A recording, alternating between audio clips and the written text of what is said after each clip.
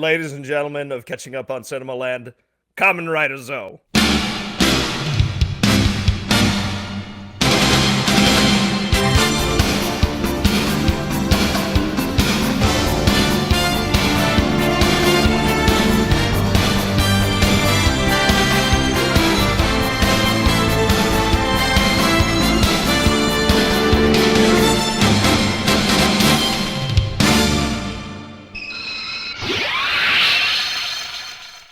Kamen Rider ZO. We're doing a hard pivot, I guess, away from barbarian cinema into something completely different. So last month we did barbarian cinema, which Levi, like I said, was kind of instrumental in getting us to pull the trigger on that. It came out of a mutual discussion between the two of us of a shared interest in that subgenre. So it was kind of a natural thing to pursue. This is completely unnatural. This is Trevor pushing an agenda, you see. So Levi foolishly offered up, like, so what do you want to do this month? And I decided, hey, there's a thing that I've been talking about doing for the podcast for a very long time. I've never pulled the trigger on because I mean honestly a lot of it was my former co-host or regular co-host Kyle. He would not be able to do this. Like it would fail to engage him on such a level that it would just be me talking to a brick wall, and that just wouldn't be very fun for me, for him, for the audience. But Levi, maybe maybe it was a dumb choice on my part to subject you to this, but there is a genre of Japanese media called tokusatsu, and what it refers to is like special effects photography. And while it's a broad umbrella term, uh, it actually kind of has like a more focused meaning if you dig a little deeper. Like it just refers to like special effects heavy productions. But typically, when you make reference to that terminology, what comes to mind is Godzilla, Ultraman, and the film that we're going to be talking about today, Kamen Rider, which translates to like Masked Rider. Um, so we're going to be talking about a specific film director's works within that genre. He's very prolific in the genre, curiously enough, even though like he's primarily an artist and has worked in animation live action with live props and actors seems to be his chosen medium. Uh, Keita Amemiya, or Amemiya Keita. His surname is Amemiya. Um, I love this guy. His art is incredible. I have a few of his books. Some of them are kind of expensive and hard to find. Um, he has his origins as a production designer, a concept artist, basically. Um, and he parlayed that into directing film. What we're going to be talking about this month are some of his earlier movies that he's directed. He's still active to this day, but in he kind of got started directing TV, I believe, in around the 80s. But the films that we're going to be talking about are a little bit later when he got the push to finally direct some feature films. So Kamen Rider ZO, or we'll probably just call it Zo. Um, Apparently, like technically it's ZO, but we'll just call it Zo. Is the film we're going to be talking about today, and I believe it's I don't know if it's like actually his first film. I think Cyber Ninja or Mirai Ninja, Future Ninja is actually his first directed film. But this is like this is like his first like really big one for like a major studio. So all that aside, so that's what we're going to be talking about today. And I can provide more details about the man himself and Kamen Rider and all that as we go. But Levi, Tokusatsu, Kamen Rider, Keita Amemiya, what's new? What's familiar? How do you feel about it? Okay. Yeah, first of all, the proposition of Kyle doing this, I feel like it would just be a soundboard of you could do the show and just have a button that's, I really had trouble getting into it. Like you could just it would just be that over and Brad over actually again. has that drop from it's actually recorded from one of his friends directly, so it's not like from a movie quote or anything. I just couldn't get into it that much, but Yeah. in supplement I have I was not aware of that. which is what Yeah. Kyle would probably be saying every 10 seconds to be Yeah, polite. it's yeah, and that's the thing, is like, I I I can't blame him. It is just a complete other world. As far as this stuff is concerned, Godzilla and Gamera are, Yeah. like, sorta my 2 wins, for them. I was my dad was and is a huge Godzilla fan, so we watched so much Godzilla. I it was awesome. And then as a teenager, I watched, through a lot of the Gamera movies. Power Rangers and Kamen Rider were not a part of my life. Like, not something I grew up with at all. It's weird because there were all these things that were, like, adjacent to my growing up, and I would say, like, the big 3 that I know a lot of people are still into that I just totally missed the boat on is professional wrestling, Teenage Mutant Ninja Turtles, and Power Rangers were the 3 big ones that they were not a part of my growing up at all. Um, and I know them by reputation. I know a lot of the stuff through cultural osmosis, but it's just not it wasn't a part. As an adult, I've, like, encountered Common Rider, I've encountered some of this other stuff through friends that were really big into it. There was a series, it really it really hit me sideways. It was, like, some sort of anthology series, like Zero, it was a I'm trying to remember. Because it was in sort of that same it was, produced in the '50s and '60s, full Ultra black and Q? white production. Ultra Q, Yeah, thank you. I know things. Um, yeah, I couldn't I was having trouble remembering the title. So I watched through a bunch of Ultra Q, upon the recommendation of a friend of mine, and I'm like, "This is a heck of a lot of fun," because it's sort of like watching Twilight Zone if Twilight Zone had no restraint. Yeah, actually, that's kind of how I described it. It's like it's Twilight Zone if they just can't help themselves by jamming a monster into every episode. It's like, does it really have to be a monster? Yes, it has to be a monster. They're like, "This spider puppet is awful. I don't care." Yeah, put the big It's in the slug monster episode. front and center, big as life and twice as ugly. Needs to Yeah, be in it's every like, shot. do we cut around it? Do we, like, light it a different way to hide the fact that absolutely not. Do we show it in, like, only close-ups? No. Wide shots only. "But sir, it's gonna look really goofy." I don't care. Guess what? Nobody cares. I had a lot of fun with that series. I'm like, this is a blast because again, it's like the artificiality of it is on full display. And it's very, very strange watching a film that is filmed traditionally in that black and white style. So your brain is wired to almost think, at least in my case, that it's like, "Oh, yeah, I'm watching The Twilight Zone. I'm watching one of these shows," and then a slug monster shows up. Yeah. Um, so that's a lot of my connection with it is growing up with Godzilla, but and that's, like, sort of the main touchstone, and everything else is cultural osmosis other than the, like, random bits and pieces that I picked up as an adult. So this is a realm that I am aware of, and I have dipped my toes into, and with this, I have been not thrown into the deep end, but I have certainly gotten a bucket of water in my face. Just yes. Yeah.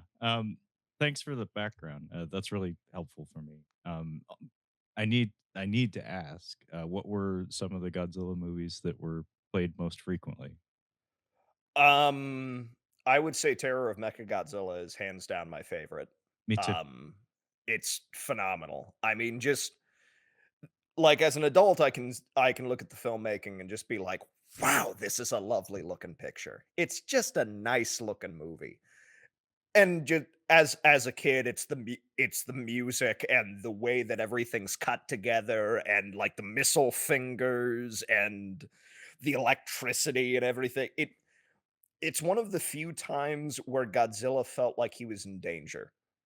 Oh yeah, no, he's getting double teamed that whole movie, and Yeah, he is kind of like fighting off of his heels for quite a lot of it.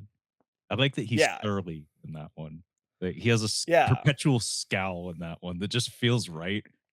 Whereas I love It Godzilla's character in that, where it's just like he's just that guy that rolls into town. He's like this big guy needs an ass whipping, and I'm the guy to do it. It's like it nobody called him. He just showed up and he said, "Nope, this is my town." His it's entrance in that movie is one of the very best of all time. That snap zoom and the oh, backlighting. absolutely. Yeah, I love Yeah, that. so it's like that played a lot. Um, Monster Zero played a lot. It's I remember only watching, we watched Biolante once, and my dad was like, "Godzilla fights a rose bush? This is stupid." Did he get to the end though? Did he get to the end? Oh, he did, and he was Okay. like, "This is stupid." A and because my dad determined it was stupid, it only played the once. Space Godzilla was always one that I wanted to watch, but the problem is, so all of our Godzilla movies were filmed off of a marathon somewhere on cable that my cousin got for us. So we had about a dozen of them that were all filmed back to back from that block. I have tried to find the block again. I have tried to figure out where it was from, but I can't. I've tried over and over again, and I've come up short. Space So Godzilla was one that I loved. Hmm? it wasn't like So it TNT, wasn't. like, it wasn't like, Godzillathon or Monster Vision or one of those, it was something else? I It was something else because I've looked at those blocks. Space Godzilla is not in those blocks. No, they started doing that before Space Godzilla would have been available in our region, so it must have been much later, like, t in the Yeah. 2000s, probably. So I've had a lot of trouble finding it. But Space Godzilla was like the 4th movie in to a tape. So we never it was so hard getting to it. It's like it was just buried. So I I always was like, "Guys, I wanna watch Space Godzilla," and everyone's like, "But then we had to fast forward, and it's gonna take forever, and then if we actually hit it, we're gonna miss the first 10 minutes." So it's like we almost never got to watch it.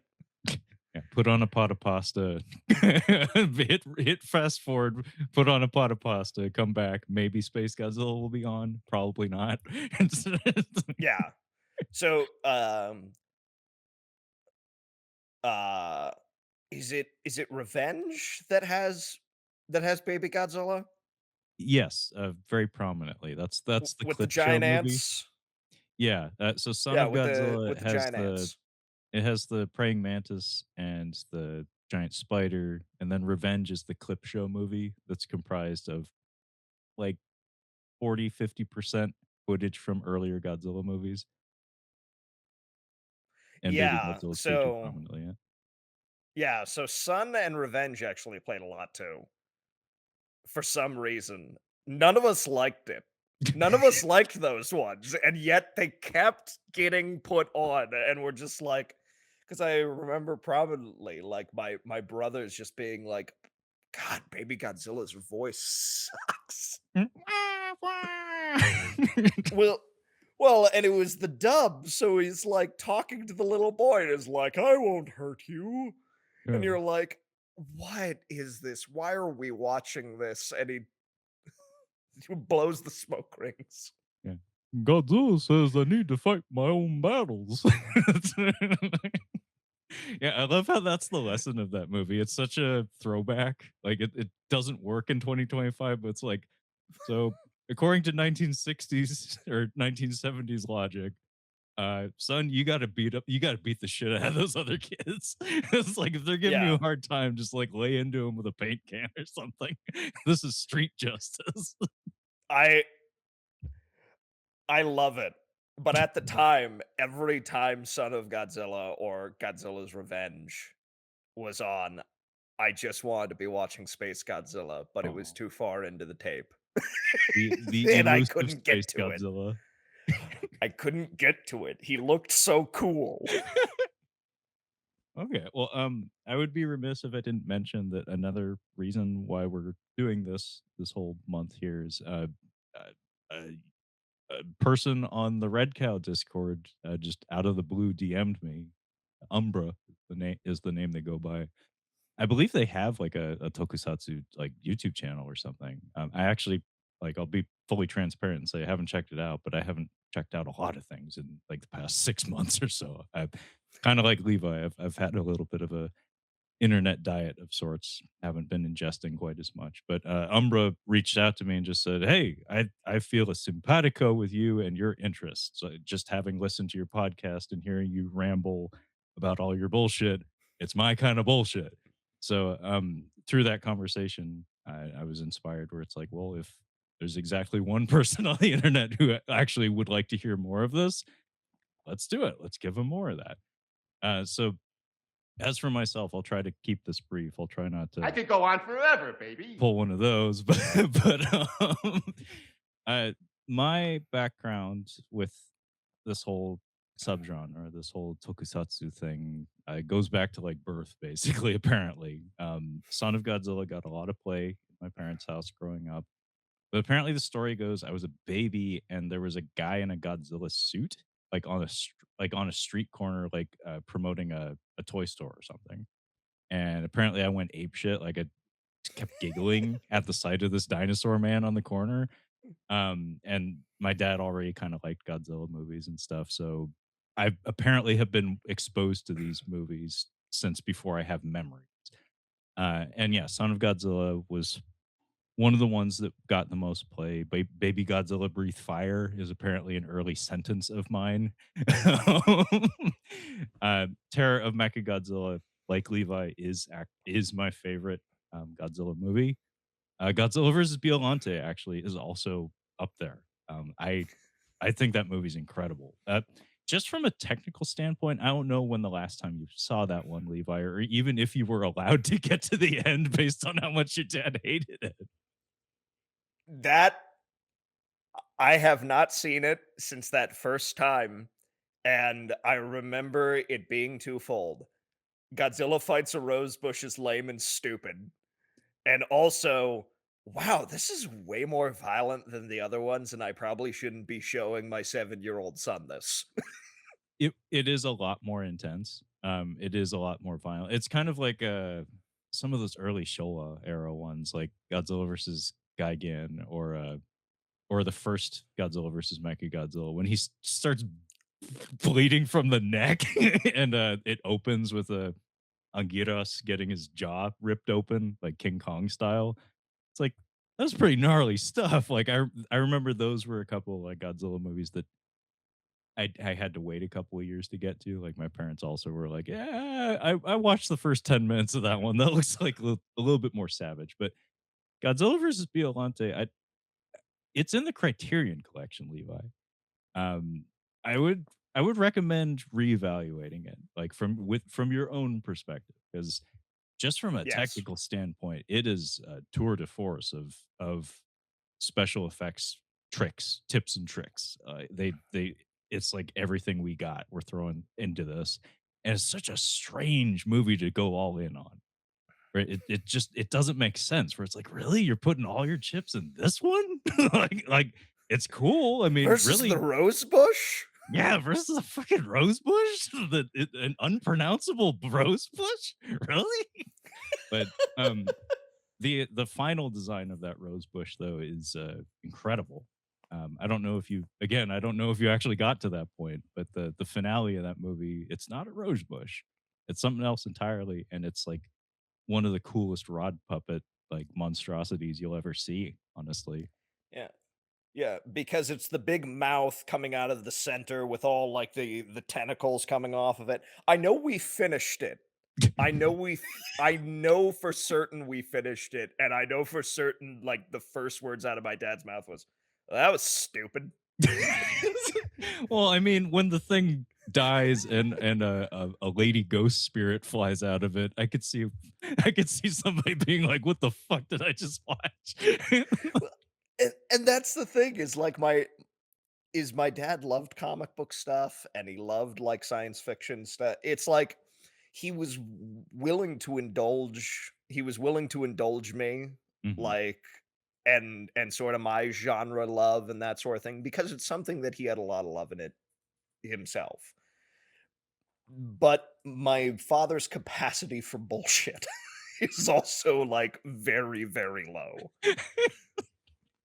Yeah, so when the Godzilla movie starts incorporating, psychic girls, ghost girls, Arab secret agents, uh, anti-nuclear bacteria, rose What monsters. It's like, okay, this is a bridge too far. what's which movie is it that a guy gets threatened with a banana wrapped in tinfoil? Anna wrapped in tin. That I think that's Godzilla versus Gigan. Where Yeah, there's a because hippie it guy. They like break into a facility and like the hippie has like a fake gun. yeah. For Yeah. some reason that stands out in my memory as, like, even as a kid being like, It was the 70s. The Japanese economy was not doing well. We got to go. It's like whatever we got. But to carry on, Godzilla obviously was my entry point. Gamera, as you mentioned, is a joy. Enjoys like a second life here in the states via MST3K, the Mystery Science Theater episodes of Gamera are classic. It's another way to enjoy those movies. Um, and then it's just become one of those things that I've never quite let go of. I never got like fully all in on it. Like I bit pretty hard for Power Rangers for a couple of years because I was exactly the right age for it. It came out, I think, what, 95 or something like that. So I would have been like 8 years old. And so that was exactly the right time. So I bit pretty hard for Mighty Morphin Power Rangers, but I didn't keep up with it. Like I'm not like other folks like Linkar or whatever who like made that their thing, made that their brand. I never really got too much into that. Kamen Rider always kind of was running in the background. We did actually have a Masked Rider TV show contemporary to Power Rangers called Saban's Masked Rider. And mm, apparently, footage from this movie was recycled as episodes for that show because it came out like roughly around the same time.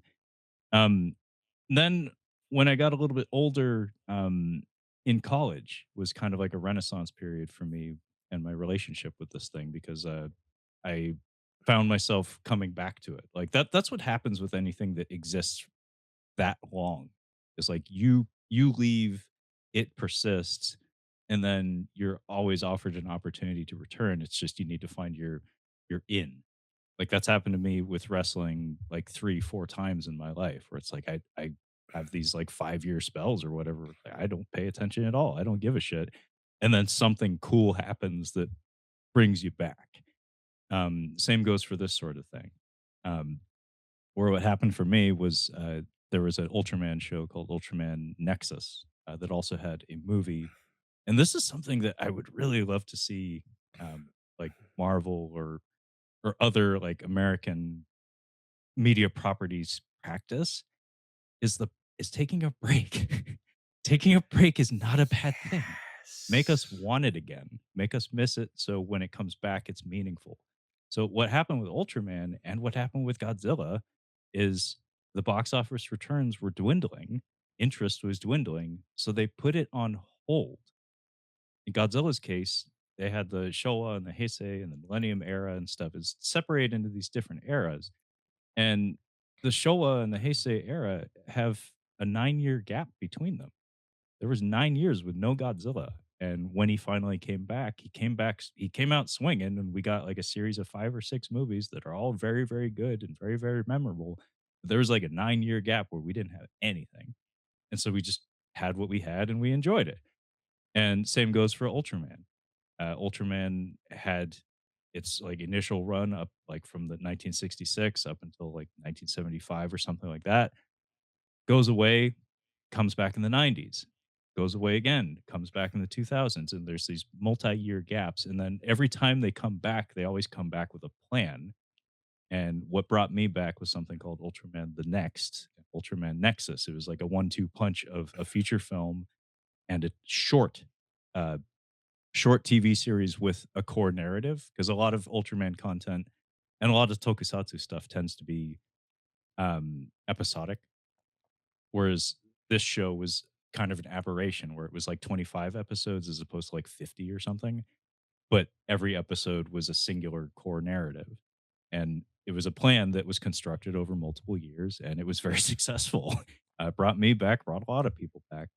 So yeah, when I was like college aged, that was all happening. So I got into that, and same with like Kamen Rider. Kamen Rider Kabuto was like my entry point. But um, I'm rambling at this point. But Zo, Kamen Rider Zo, was something that I always had a lot of interest in. I caught a few minutes of it at a card shop. I remember going in there. It's the same place that had a tape of Zayram playing at a certain point. It's the same place where I bought a bunch of bootleg VHS tapes of Godzilla movies, including Godzilla versus Space Godzilla, because as I mentioned, Godzilla versus Space Godzilla came out in 1994, but it didn't get to American shores until probably 2001, something like that. Um, but I was aware of it because I had Japanese friends at school who would go over there and like had like photos from like a museum exhibit and stuff. And I was like, I've never seen that Mecha Godzilla. And then they informed me that actually they are making new Godzilla movies. We just don't have them. And so when I learned I couldn't have them, I wanted them. And then I just happened into that card shop, and I was with my grandma, and it's like, what are those? It's like, well, those are tapes of dubious origin that are English subtitles. They're in a foreign language that you don't understand. You're a child. And they're overpriced and they're in horrible shit ass quality, but I wanted them. And like for every year, like every Christmas, that was what I would ask for, and that's what I got. Oh no, that's an arm. But yeah, Kamen Rider ZO, I was exposed to from that card shop experience. Same with Zeram. And what's interesting about that is that apparently somebody at that card shop was a fan of this director because those are both from the same guy, Keita Amemiya, who has gone on to make several films in this genre. Uh, One of his biggest contributions is here he is working from someone else's source material. He's playing with someone else's toys. In the 2000s, around that time when I was in college and just consuming a lot of this kind of content, he pioneered a new show called Garo, which is excellent. It's a golden knight motif, like a wolf face with a golden knight motif. It's for more adult audiences. I think it was screened at midnight on TV. It's like 25 episodes long, and it has evolved into a pillar of this subgenre. So Hmm. there's pillars where there's like the Ultraman pillar, there's the Kamen Rider pillar, there's the Super Sentai slash Power Rangers pillar, um, and Garo is now firmly established as like a new pillar, contemporary one. I did not expect it to blow up as big as it did. I'm a little bitter about it, honestly. I kind of liked when it was only 25 episodes and that was it. But now it's this media juggernaut, this monstrosity. But yeah, Keita Amemiya, as I mentioned at the top, he's an artist primarily, and his imagery is that's mostly what it is. Like as a director, he has decent instincts for sure. Like he knows how to tell a story. There's no lack of coherence in his storytelling, but imagery is king. Aesthetics are king when it comes to his productions, and it's enough that I can forgive so much. Where it's like whatever liabilities his work comes with, it's always going to look incredible. And I love the sci-fi by way of hot glue gun aesthetic. There's something so special about seeing a constructed set where it has a little bit of that like do DIY kind of quality to it. There's of course craftsmanship to it, It's just his stuff has a tangibility and a cohesiveness to it that I think is really, really special. Um, so that's a lot of preamble. I apologize for that, but I Yeah. guess we should talk about the movie itself. Um, Yeah. One one thing I will say is, like, I totally understand the idea of it's like, "Man, I really liked it when this thing was just this instead of being this." And it's like, yeah, I there are so many things. There are so many things that I'm like, I don't want anybody else to find it. This is really good. It's like, as long as nobody else knows, then it's fine. And the problem is like my primary like pop culture thing that that's like this is comic books. And it's like so few stories just stop. almost none Some these days. It's like sometimes you just want something that stops. And it's like you can count on like one hand the amount of characters that have just like, okay, these have stayed dead because nobody cares. And hopefully nobody starts caring and they don't put them in a TV show or something. It's Unc like, Uncle Ben needs a whole ass TV show. yeah, it well, because it's like the 2 that specifically come to mind is, Paul Kirk, the Manhunter, had, like, this real short thing. The actual story fits into a book about that big, Mm, and it's awesome. It's incredible. It was like a backup story in Detective Comics that ran for, like, maybe 12 issues, and the 12th one was a full issue story with Batman, and that's it. That's it. And so long as it stays that, we're good. We're golden, baby.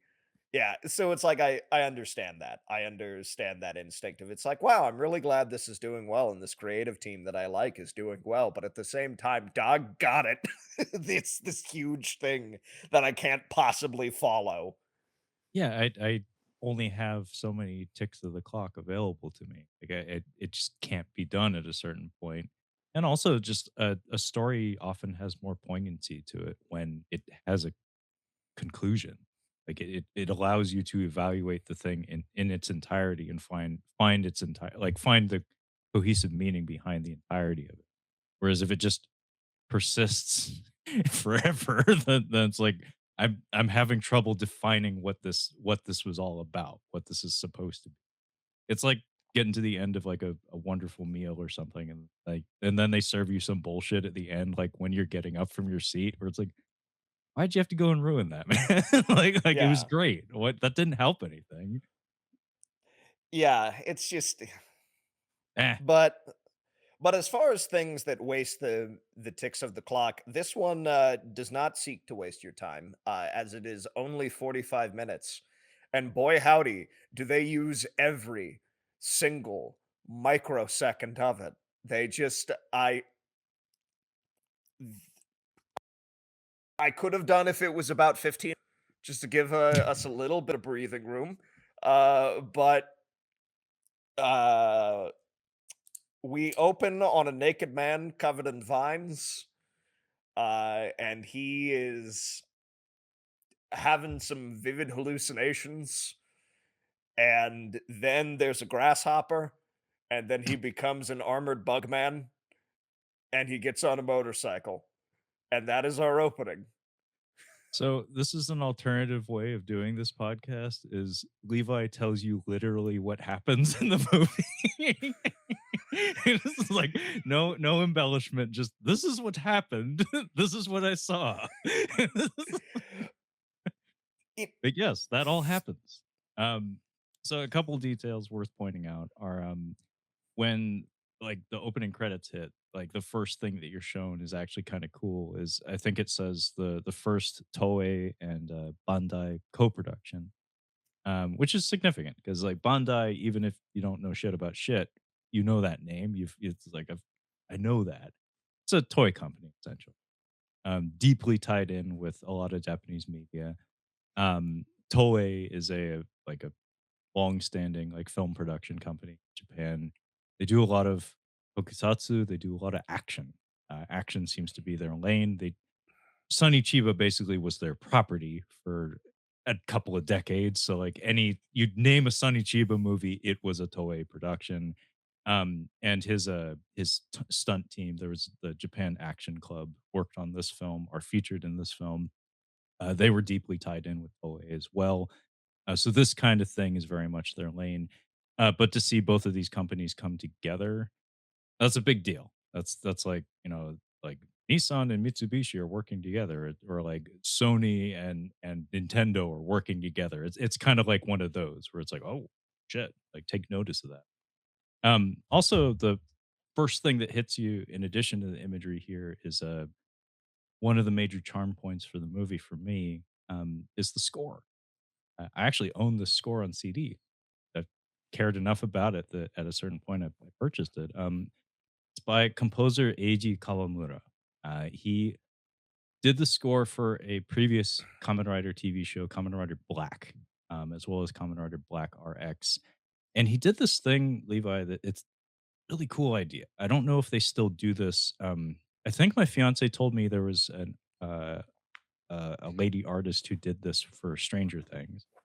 Hmm. Um, Eiji Kawamura he composed some music for something called an image album, where it was for Guyver, and it's like an album with songs and with composed music that are for a production that doesn't exist. So it's like these are Guyver themed songs and pieces of music that are evocative of Guyver things. So this is basically a pro- a, a composer who works in the genre making music for a thing that doesn't exist, for a TV show that doesn't exist, because this music wasn't used in the Guyver anime. Some of it was, not all of it. But basically it was just like if this were to happen, this is some of the music that we could imagine accompanying. I think that's a really cool idea. But yeah, very prolific composer in this subgenre, and I love his sound. Uh, it's very distinct. And in this film in particular, I think it's some of his strongest work. It's very good. It's something that strikes me as very interesting about the whole production is because of the tightness of the runtime and everything else. And I mean this in a very complimentary way. It's like every aspect of the production is just vibrating. It's just like it's like you've put it in this box and it is determined to fill as much of the box as possible. And there's all of these the elements kind of fight each other a little bit, and there are some times where it's like, okay, this effect gets to shine and really catch your attention. And now the score gets to shine through and catch your attention, where every single part of the production gets to essentially take turns round robin style to jump out and grab you. And yeah, for the opening, it really is that score prior to the grasshopper and the motorcycle. Well, it opens on like a I would describe it as like elegiac, where it sounds almost like funereal. It's like an organ, and it's something that he's made use of. In Kamen Rider Black, there's an organ motif whenever the villains are scheming. It's like classic, classic instrumentation for like operatic villain types in ropes, no less. Um, Go ahead, Levi. One thing, just thinking about, like, operatic villain themes, Star Blazers, Space Battleship Yamato was a Yeah. big part of my growing up because it was a big part of my father's growing up. So he was just like, "Guys, you gotta watch this." And I remember laughing so freaking hard because I think it's the 2nd season is the Comet Empire. And every time the comet of the Comet Empire was shown, there was this big bah, bah, bah, bah, bah, like theme played, this big booming operatic thing. And it was every time they cut to it, every single time. And then there was one time where it was totally silent for like 3 seconds, and we're like, and then the music came in. They faked you out. And we were losing it because we're like, "Where is it? Where is it?" And it was, like, It's perfect comedic timing. It was perfect. Yeah, either it that or it could be Deathstalker, where anytime somebody opens a door or kicks somebody or does anything, just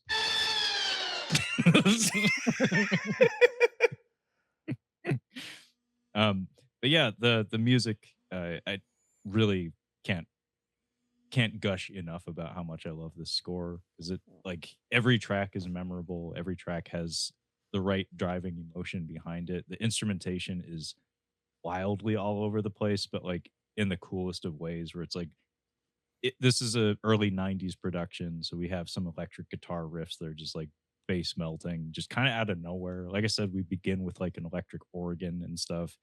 Um, so we go from that like funeral kind of sound to like this dark heroic theme that it's just it plays several times in the film, pretty much anytime the protagonist does anything cool.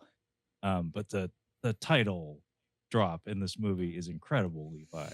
The like the compositing work that they did, you can see the work. Like I know what it takes to do what they did, and it's like you didn't have to do that. You didn't have to have the graphic pop up and have him step through the graphic, but they did it, and it looks it looks so so fucking good. cool. And it's the opticals in this era of tokusatsu are special. Like the optical effects, the splashy optical effects are always so incredible. And this one actually shows a lot of restraint. Because next week we'll probably be talking about Kamen Rider J, and that one's just like just like lasers, lasers all day. This one actually shows quite a lot of restraint, but what's here is great. It it is interesting. John Woo talks about sort of the ballet of violence, and, like, that's one of his concepts. The This is like a ballet of effects, Mhm. and it's very, very interesting because it's like in so many productions, especially at this time, and modern recreations of these types of productions, it feels like a doggone mess because it's like and it's the difference between Picasso talked about the idea of like you must learn like a student so you can break the rules like a master. What we have with a lot of modern practitioners of this stuff, and it's one of the issues with Deathstalker 2025, is the fact that it just is stuff and it's stuff and it's stuff and it feels so overindulgent at times. And a lot of the mixed media effects work does not mesh well. It doesn't it feels like it's competing with each other. Where something like this has enough bravado, enough strength, enough devil may care kind of attitude where, oh yeah, this is flashy. Oh, and we're gonna show it off, but it's not that big of a deal. It's like it's flexing and showing like, oh, I can do that, but it's not a big thing. It's no big thing. Like, we're not gonna hold on it. We're not gonna be like, oh geez, look at how cool it is. It's just like it's not that big of a deal. Move along. And because everything just meshes so well, everything gets its time to shine. And it is remarkable how well it works because you mentioned Toei having so much experience in this area. It shows. Yeah. It shows that this is the big boys playing with this. This is people that know their business. And it's what keeps the film from becoming a total mess, is that it has that ballet type nature to it, where it manages to keep everything on track despite it feeling in the moment like total chaos. I think it's indulgent in the right capacity. Because what you were saying Mhm. about Deathstalker 2025, the problem there is that the effects were essentially what funded the film. Because when it comes to like kickstarting a movie like that, because it was crowdfunded to some degree, Steven Kostanski's name attached to it. The Deathstalker brand, I don't think is a very strong brand. But Steven Kostansky as a director, his reputation is that of a makeup effects guy. So I have to imagine the people that follow him, the people that have enthusiasm for him, it's more for that than anything Deathstalker associated. And we talked at length about that movie, so we don't need to go into much detail about it. But Levi's absolutely right. A lot of the construction of that movie involves these like lingering shots of like showcasing effects that contribute nothing to the story or the character. It's just like, here's a nifty thing that we did. We're very proud of it, so we're going to show it to you. Whereas this movie, a lot of the coolest effects just like whip by, but it's edited and shot in such a way where it's in service to the narrative. Like even the style of action in this movie is actually kind of sparse. It's very it's actually kind of brutal and straightforward, where it's like there's not a lot of elegance to like the combat in this movie. And like simple things like a character generating an arm out of metal components and this really amazing like wire puppet slash composite shot with some splashy optical effects laid onto it. It passes by in a blink, but it communicates what happened. It looks amazing, and it's in the middle of a fight sequence, so we're not lingering on it. We're like getting right back into it. And so much of the effects work in this is so well done, but there seems to be a premium put on moving the thing forward and being true to the story that we're trying to tell. It is simultaneously flashy without being showy. Like, Yeah, I it's like that. very strange. Like, it's interesting because it's like, "Wow, that's a really neat effect," or even where the effects kind of fall a little short, like, some of the digital computer effects are very of their time, it's the mid-90s. Yeah. They look a little silly, but the thing is that nothing ever ever feels like it's just like, "Look at this effect that looks so great. Isn't it nice?" It's just like, "No, this is the effect that we're doing, and it's gonna look fucking fantastic, and it's gonna look awesome." But the edit the edit is what matters. The action is what matters. The flow of the action is what matters. Um, there's nothing indulgent about the movie, Yeah, and I find that it's very very earnest. interesting. Yeah, it's there's a humbleness to it that's really incredible because, like you say, it is flashy. Like some of these effects are just like mind blowing, like truly incredible stuff. But the way that they're presented is it's almost like humble. Uh, Also, it Mm, needs to be said this was actually proposed as a feature length film, um, and this actually did get a theatrical run despite its short run time. There's a program that I don't know if it still runs, but there's most certainly an equivalent to it in Japan to this day.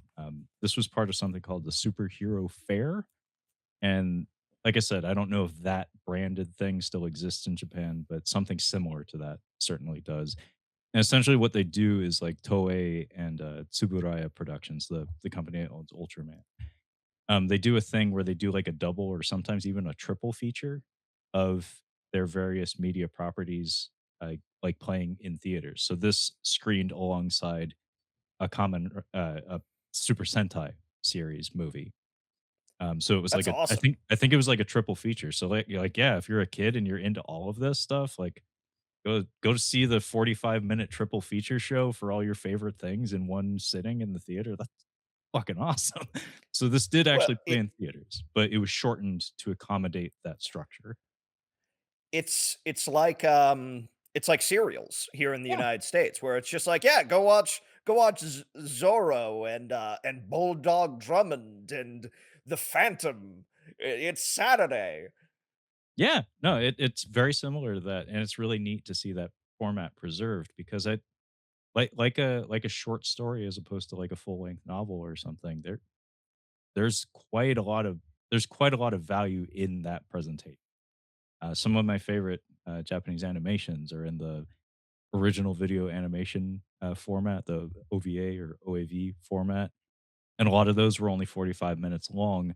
But holy shit, the money was on the screen. Where it's like we didn't have the money to make a like a languid 90-minute film, but we did have enough money to make like a really sharp, really snazzy 45-minute film. And sometimes that's the form the thing should take. And in this case, I agree. I would have liked a 10-minute breather, like just a little bit of padding. But what we have is just like bell to bell, like so much fun. So we can get out of the opening sequence. Uh, Yeah. Um, yeah. So out of the motorcycle bugman, we cut to a junkyard where I wrote a Langolier creates body out of psychic metal. Accurate. Yeah, in particular, when the mouth opens, it does look like the Langoliers from the Stephen King TV movie. Um, the junkyard, and in particular, the overhead shot that descends into it. Some of the cinematography in this is a lot of fun. A lot of the POV shots and stuff, and the Yes. camera movements are really tight. That's actually kind of a staple of the genre. Is their use of zooms is beautiful. It's my favorite fucking transition ever is somebody jumps, camera zooms in, somebody lands in the frame, camera zooms out, and it's like, "Oh, he's at the top of the quarry. How did he get up there?" It's the most amazing scene transition, but it's such a staple of the genre. It's just so charming. But this junkyard, and this is a thing that Keita Amemiya definitely displays in a lot of his films and he has reverence for other films, in particular, seemingly American films. Hmm. Kind of like Hideo Kojima in that way, where it's like the man wears his influences on his sleeves. He's not bothered by showing it off. This junkyard very much made me think of Nightmare on Elm Street 4. The Rennie Harlan Mm. directed one. I think it's the Dream Master, not the Dream Warriors, Dream Master. There's that sequence where Kincaid, I think was his name. He's one of the survivors from Nightmare on Elm Street 3. Freddy attacks him in a junkyard, and there's that cool matte painting shot where they show that like he's not just in a junkyard; it's the dream realm, so he's in a junkyard planet, which is kind of a cool visual. But yeah, the visuals here very much made me think of that. And this to me, this is what Keita Amemiya does best is this nonverbal storytelling, just this visual storytelling. Because we're introduced to the villain here. His name is never spoken in the film, but he's essentially the chief heavy. There is like a central villain that is separate from this guy, but his name is Doras, and he has a little bit of a grasshopper motif, but like with a biomechanical and like slightly demonic kind of quality. He has a tail and he has these long horns that stretch out of his head and these red eyes. Beautiful suit, very functional, and they do the important thing of having a separate head for articulation. So in close-ups, when they need him to open his mouth or like blink or something like that, it's a separate head construct. It's an animatronic. They were doing that in Godzilla films around this time. Um, he starts as a metal orb, a Langolier, as Levi has said, but he assembles himself out of metal junk and takes on this like grasshopper like form. And this is where we get introduced to the other most prominent movie reference in the film, Terminator 2. There is some straight up T 1000 shit going on. Our hero wearing a leather jacket and riding a motorcycle and protecting a young boy from another monster is very Terminator 2. It was, the biggest movie ever, basically. So it's no surprise that they would ape that. But yeah, Doras forms himself, and it's like a couple of minute scene of him just walking through this junkyard and just showing a little bit of his capabilities. There's that beautiful matte painting shot of him standing atop the wreckage, and the it transitions from night to like sunrise. It's like you didn't need to do that. You just chose to do that, and it looks amazing, cool. And then It another movie reference. He has a predator. He has a plasma caster. He has a laser. He has a laser gun in his shoulder that he shoots a completely helpless electrical tower with, and then ninja vanishes up into the sky.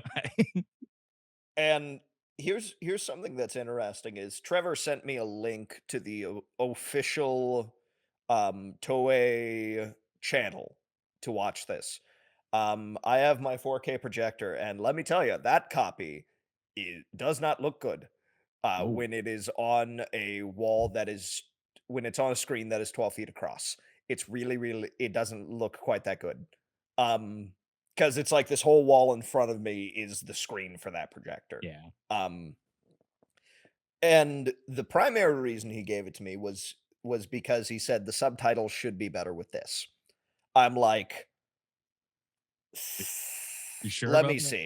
that? I'm like, "Surely the dialogue can't be that important." So I found an HD copy that would look much, much better on a big screen like that, and honestly, you could watch this movie on mute and follow it completely. Mhm. It is remarkable. The visual storytelling's fantastic. Even down to something I specifically wrote down, it's like, okay, if you couldn't tell by the coloring and sort of the isolated way that our villain puts his body together and everything, and even if you couldn't tell that, it is communicated, and this is gonna sound like a joke, but it's not. There is a doll in the junkyard that he goes out of his way to step on the head of. Yep. And it's like, okay, even from a child's standpoint, even if you can't sense that this is the villain, just a simple shot like that, this is our villain. This is a villainous character. The difference between our grasshopper man in the opening, who is also isolated, who's also in these shots, he is moving towards something and he has brighter coloring and everything, so you can kind of sense that this is probably our hero. Visually and through cuts and choices, this is our villain. It's really tight stuff. It's done very, very well, and the suit looks great. Yeah, it's very readable is what I would say. Levi and I were talking. He was asking me like, "What do you want to talk about this month?" And initially my thought was to talk about this director's films in order of release. And like I said, there's a film called Future Ninja that he did for Namco, the game company. Oh, Yeah. Speaking of which, this movie has a Sega CD game based on it that actually did get a domestic US release called Kamen Rider ZO or Masked Riders, I think when it came out here. So there is a Sega CD game of this it's like Dragon's Lair style. Um, I can't find a English subtitled copy of Mirai Ninja. I do have it on DVD. Unfortunately, it's region 2 and I no longer have an all region player. So it is available to watch, but then, after having watched this one, what Levi was just saying, it's like, the reason we're not doing that is because there's no English subtitled version of it, but it's like, if the filmmaking is on par with this film, I don't know if it would matter, honestly. Like, Future Ninja isn't exactly Shakespearean dialogue we're dealing with. It's like and also it was produced for a video game company. So I'm thinking like, "Hmm, maybe I should have pulled the trigger on that because the movie is available on Internet Archive, you can find it. But yeah, that shot of him, stepping on the doll's head, I have to assume was like a very, very direct, directorial choice, because apparently they spent a long time, taking in all those shots, and there was a decent amount of, like, on the fly, like, shot compositions where they didn't really know. Apparently, they had to, like, scour the country for that particular junkyard, location, and they spent a long hmm. time like, working their way through that, so I have to imagine, like, at some point, our director or somebody suggested, like, "Let's put in this shot to, like, signal to the kids out there that, like, this guy might look cool, but he's the bad guy." Like, you're supposed to be afraid of him. That helps the next time we see him, he, blows up a fucking street. It's like, "Okay, I guess he Yeah. is the bad guy." Yeah. So one of the things that's communicated as our rider wakes up from his vine covered sleep. First of all, does the rider get a proper name or is he just the rider? In this movie, he is just called Be- Ryder, I think. okay, I wanted to make sure I didn't miss that. So he wakes up and the only thing that is rolling through his mind is protect Hiroshi. Protect Hiroshi. Like this is a mantra. This is the reason he has been woken up. So we cut to a little boy named Hiroshi, and Hiroshi is, wandering about, and he has his nutty professor, um, grandfather, and he's wandering around when suddenly they are attacked by, what what was the name that they, the given name of our villain of the armored version? Oh, Doras. Doras. So Doras attacks a street by shooting lasers all over it, standing stock still, just shooting lasers everywhere and exploding everything, and then starts pursuing Hiroshi in some really freaking cool chase sequences. We get like an Evil Dead cam like following behind him. It's almost like they strapped the way it's shot, it's almost like they strapped a camera to an RC car because it's real close to the ground Yeah, it's as very it's low. yeah, as they're as he's running after Hiroshi, and it's quick cuts, real neat, real exciting to watch. And we get to a construction site? Yeah, Question abandoned mark. building, construction site, something along those lines. Yeah. Um, Hiroshi is cornered, and and then the rider rams his motorcycle through the wall, and the wall explodes. Miss Piggy style. It it is he comes in and hacks off Doros's arm, Yep, and opening blow. just it's pandemonium. It's pandemonium.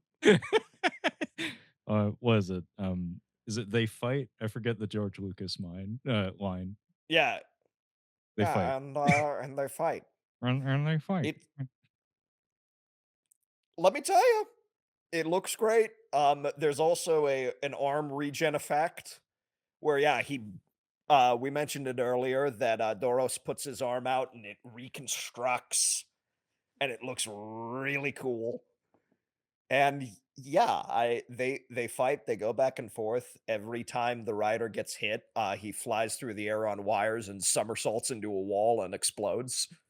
It's actually neat because he's our hero and he gets a hero's entrance. Like he gets that badass music cue every time he shows up or does anything. Every time he opens a Dr. Pepper, just we get this awesome theme music that plays. But yeah, he blows through the wall and the first thing he does is knocks the villain's arm off. But then immediately the villain demonstrates it's not a big deal. It's like, in It ain't fact, I no think I'm thing. better this way.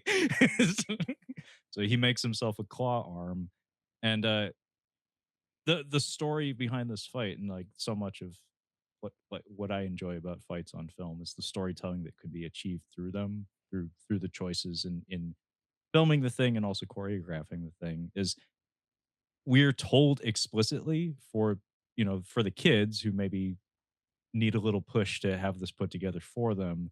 Um, we have these POV shots from Doras every once in a while that are very Terminator esque. They don't even have like a targeting reticle kind of thing that pops up, where he observes the rider after he's had his arm and repaired it, and like a memory plays, and this happens frequently with Doras, where it's like he has memories of Hiroshi speaking to him and asking about music. You like this music? You also like this music? But then there's a message that plays when he observes the writer of Hiroshi's father speaking directly to Doras, saying, like, this is the writer. I also made him. You are better than him. And it's like, oh, and that's the story of this fight is every time Doras lands a blow on the writer goes through he gets on his Chinese wire rig and he goes flying across the room and flies through walls, flies out windows. He goes flying every time he gets touched, essentially. So the story is the writer can fight him very similar to like the T800 and the T1000. He can fight him. He probably can't beat him though. And it's demonstrated very clearly when the shoulder cannon, when the laser beam comes into effect, because like the rider launches into him, he has a cool flying kick he does. It starts like a traditional Common Rider fight, and then he gets immediately shot with a laser beam and goes flying through a wall. And it's like, oh shit, he's on his heels. So it's actually a very brief but very well constructed fight. That the storytelling seems to be a premium seems to be placed on the storytelling. Or the story of this fight is that Doras is stronger than the rider. And it's only kind of through happenstance or by the skin of his teeth that the rider gets through it. Basically, there's a scenario where he electrocutes Doras, and his like the constitution of his body kind of fails just long enough for the rider to hop on his motorcycle. He is a rider after all, and he hits him with it again, and they fall off a building together. And Doras is impaled and seemingly dies, and the rider doesn't stick around to confirm that. Kind of similar to the truck chase in Terminator 2 when truck explodes and we wait a beat, like maybe he survived that. We better get going. It's like I don't want to find out. Yeah, it's good. There's a good push and pull to the fight. I mean, it doesn't make the one of the biggest film mistakes, and we talked about George Lucas. One of the biggest criticisms that I've heard, and now unfortunately I can't unsee it with something like Revenge of the Sith, like the final confrontation between Anakin and Obi-Wan. There's no push and pull. It's just a new location, they slap lightsabers. New location, they slap lightsabers. There's no one side has the advantage now, the other side has the advantage. There's no real question of how the fight is going because emotionally, what's doing the heavy lifting is the visuals and the music Music. and what we know about these characters. The actual filmmaking is not very good. Where this has a good push and pull, and there is a good understanding of power and strategy and how things are going to play out. It's it's good. It's a good fight. And meanwhile, the wacky professor. Oh yeah, Dr. Wiley. My in the meantime, man, I could do a whole thing on that fight from Revenge of the Sith. I devoted way too many brain cells to that back in the day. Um, but yeah, Dr. Wiley has his walking machine. He's a nutty professor essentially. By the way, the jacket that he's wearing is like an electrician's uniform. It looks like Kookie's 90. It looks like Kookie 90s wear, but it's actually like a uniform. Um, and it turns out that Hiroshi is his grandson, and they live together. Yeah. And he tells his grandpa like, "Yo, some couple of fucking monsters came at me. I don't know, like if I'm safe. We got to worry about this." And also, we learn over the course of this conversation that Hiroshi's father is missing, and he has some angst about it. Like he's convinced that his dad will come back. His grandpa's like, I don't know. And Hiroshi flees to his father's office, and he retrieves a pocket watch that seems to have quite a lot of sentimental value to him. And in the meantime, Grandpa listened just enough. Like he mostly just kind of like said, "Shut up, kid." Like you're full of shit. There are no monsters out there trying to get you." But he listened just enough to latch onto the word grasshopper. The child mentioned a grasshopper, and then he's like, "Oh, my idiot son was doing some form of research involving grasshoppers. Perhaps I should investigate this." And sure enough, he finds some science journals with some pages that have anatomical sketches of grasshoppers and people, and I believe a photo of the rider, the man who is the rider. So it's like connections, revolutions. In the meantime, Doras is reviving. He gets up and then his robot brain tells him, "You have insufficient battle energy." He's like, "Shit, my own brain is telling me I'm not up to the task." So he's Damn out of it. the movie for a bit. He's like, "Shit, I don't have enough energon cubes to power a full scale assault." Yeah. So Yeah. he spawns a Astro couple of Train needs me underlings. to lighten the load. Yeah. The Bat Monster's like, "I still function." And the Spider Woman is like, "What? We form Devastator. We should rule." Yeah, Trevor, Mm. how many movies in a row can I make the Basil the Batlord joke? Damn it. I mean, How is there so many bat people? apparently, I have a thing with bat people because yeah, we have a straight up bat man, a man bat, a bat person, a Basil the Bat Lord.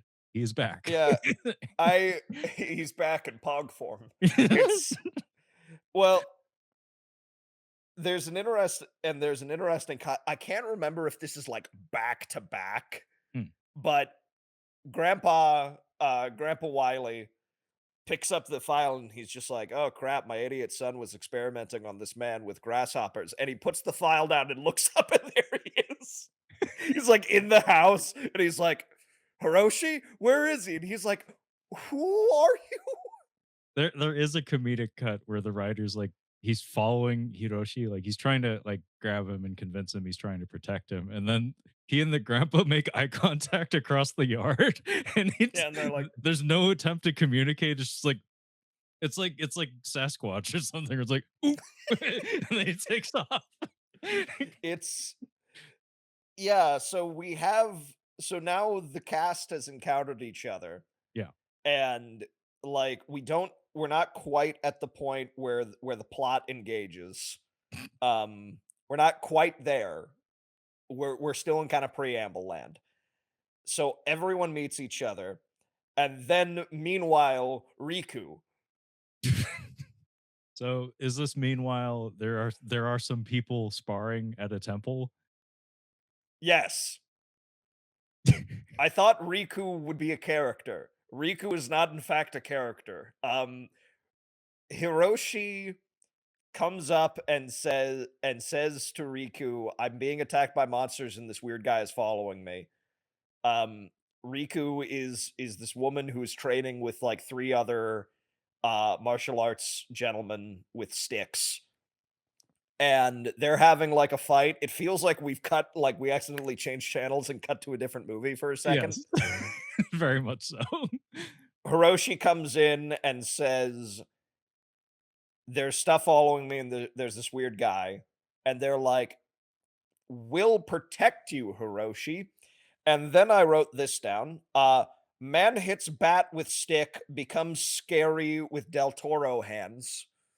Del Toro hands, yeah. Um, so the bat monster that Doros sends out gets hit with a stick and then transforms into Lord.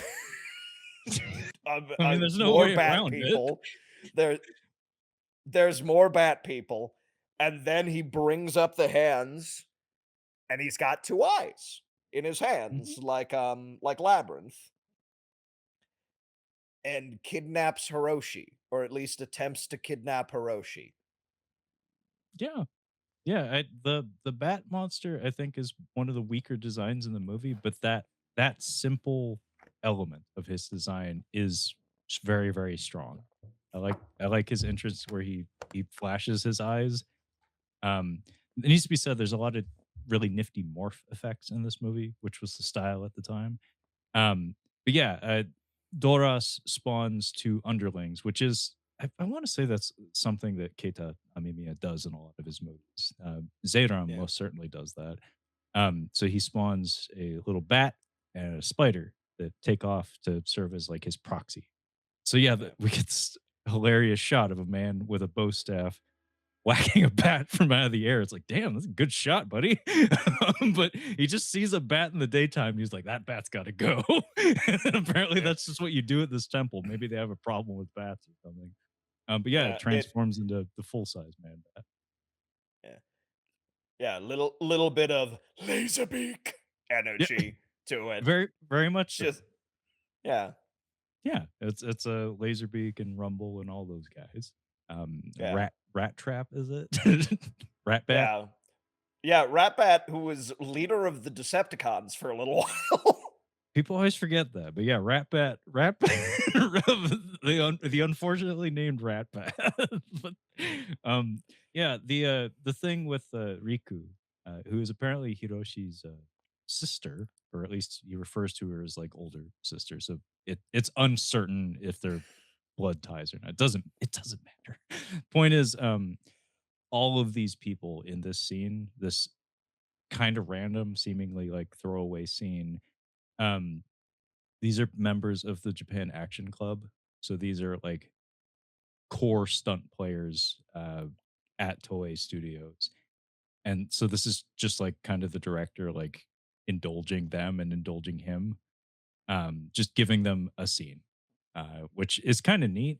Apparently, the woman that plays Riku, Naomi Morinaga, I think is her name. This was like like one of her last gigs with Toei. Apparently, like it wasn't Hmm. planned that way, but it just so happens that like this kind of like random showcase moment in this movie served as like one of her last things she did for the company, which is kind of cool. I like that kind of stuff where it's like I don't know why this is here, and then you read into it, and it's like, oh, it's because people have friends and they just want to give them something to do, which I think is kind of cute. Um, Yeah. so the rider clashes with the bat, and it's very brief. Like the bat is Yes. very ineffectual in this movie. Bat's kind of a pushover. Yeah, he kind of sucks. He looks nifty enough. He's irritating. It needs to be said that in the tradition of Kamen Rider, um, which has existed since the mid '70s and persists to this day.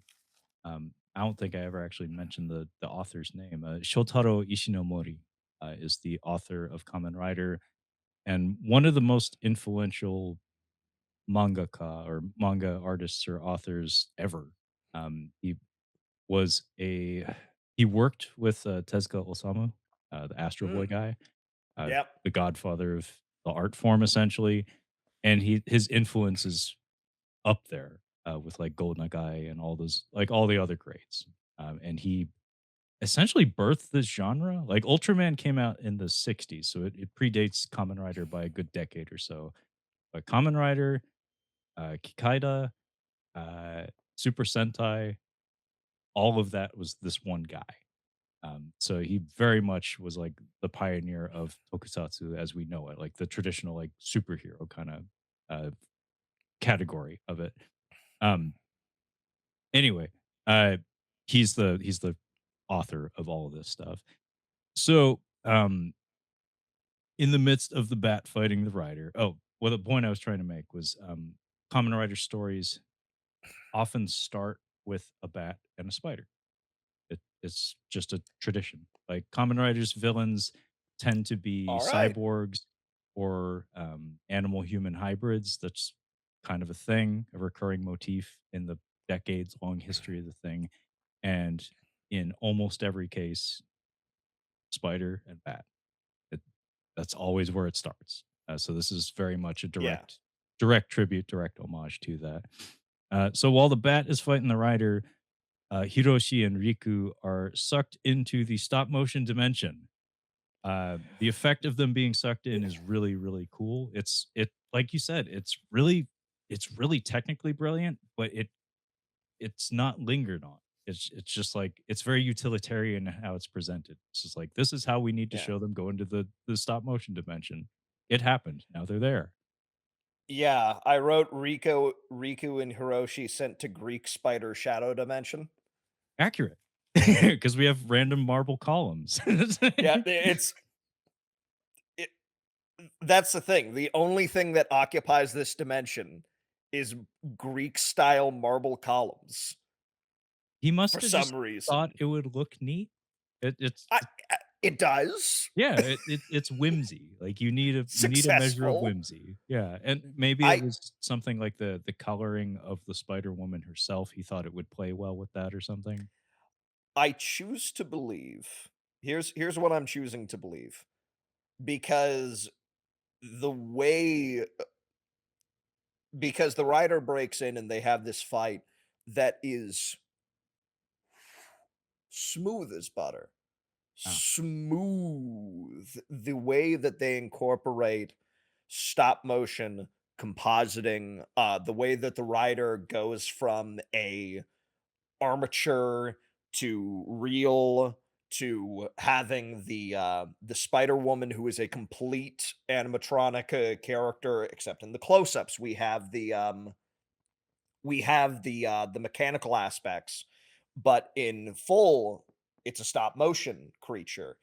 And the way all of that is cut together is smooth as butter. It is seamless. It looks so doggone good.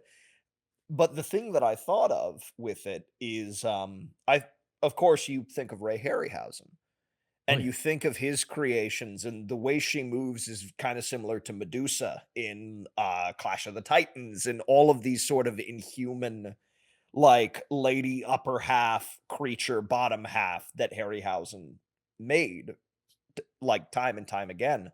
I would like to think the Greek columns are a tribute, that it's like, well, w when we think of stop motion, and it's probably was on their minds too, and mixing a human combatant having direct combat with a stop motion creature, you think of Argonauts, you think of Sinbad.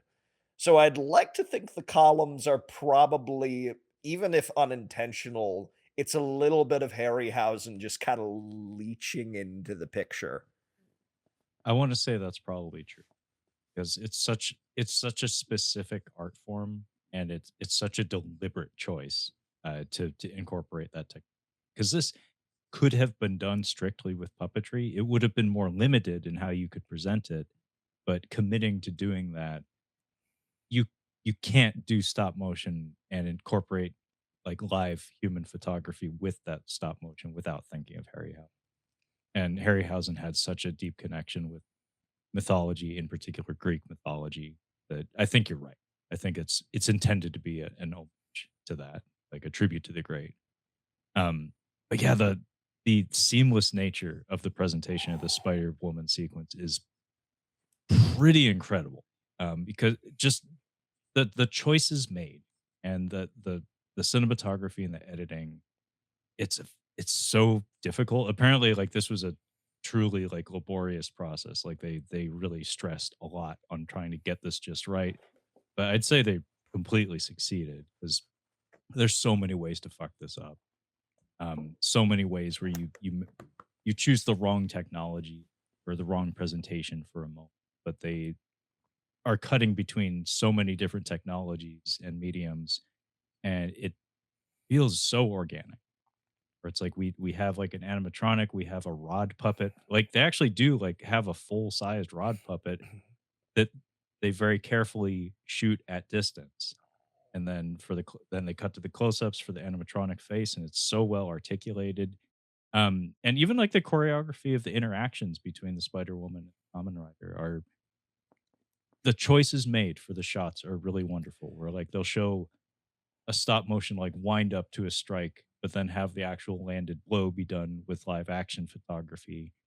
And it's a very brief sequence, probably because it was very labor intensive and expensive. But even some of the choices in the choreography are pretty nifty. Like I like the bit where she jabs at his toes, like she jabs at his feet because she Yeah. has all these pronged appendages to strike with. And so she like gets his footing off and then tosses him across the room. He gets tossed a lot in this movie.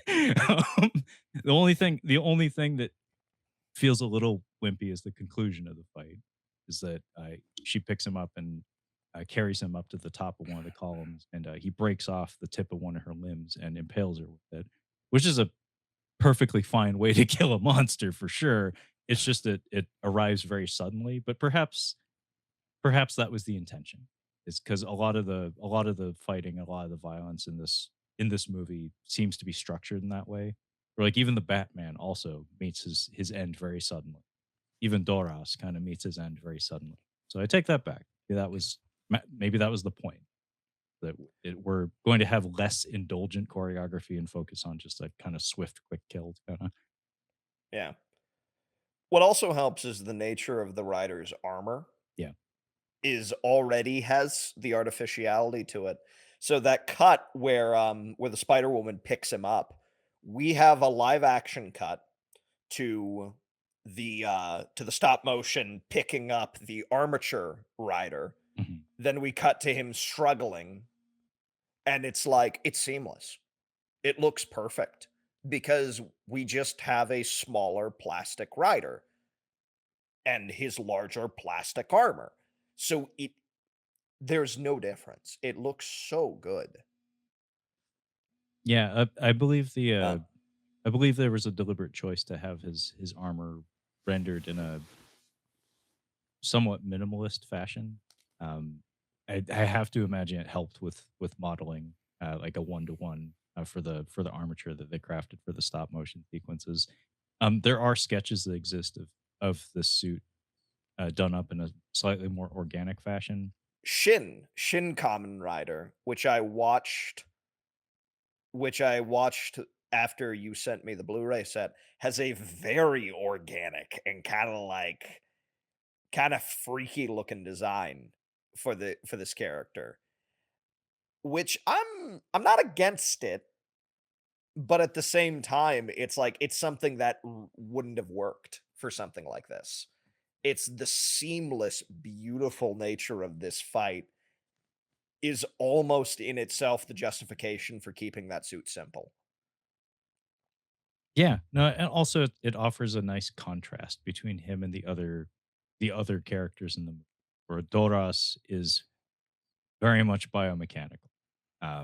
He is organic, he's slimy even, but he's comprised of like metal parts in addition to whatever kind of creature he is. And the Kamen Rider is traditionally a cyborg of some sort. But the form he takes on has never has seldom been presented as like a biomechanical, like true like grasshopper man. He's always kind of been presented as mostly humanoid, just like wearing armor or a suit that has a grasshopper motif to it. Yeah. And also the choices with the coloring. I guess the gold line, the gold like ribbing and paneling on it is supposed to be evocative of like blood vessels or something like that. And also the type of green Mhm. and the plating is supposed to be evocative of like foliage or leaves. So he's supposed to be evocative of the natural world, but clearly he's not entirely part of it. He's supposed to be like a clean bridge between, I guess, and Doras is more of like a monstrosity or something.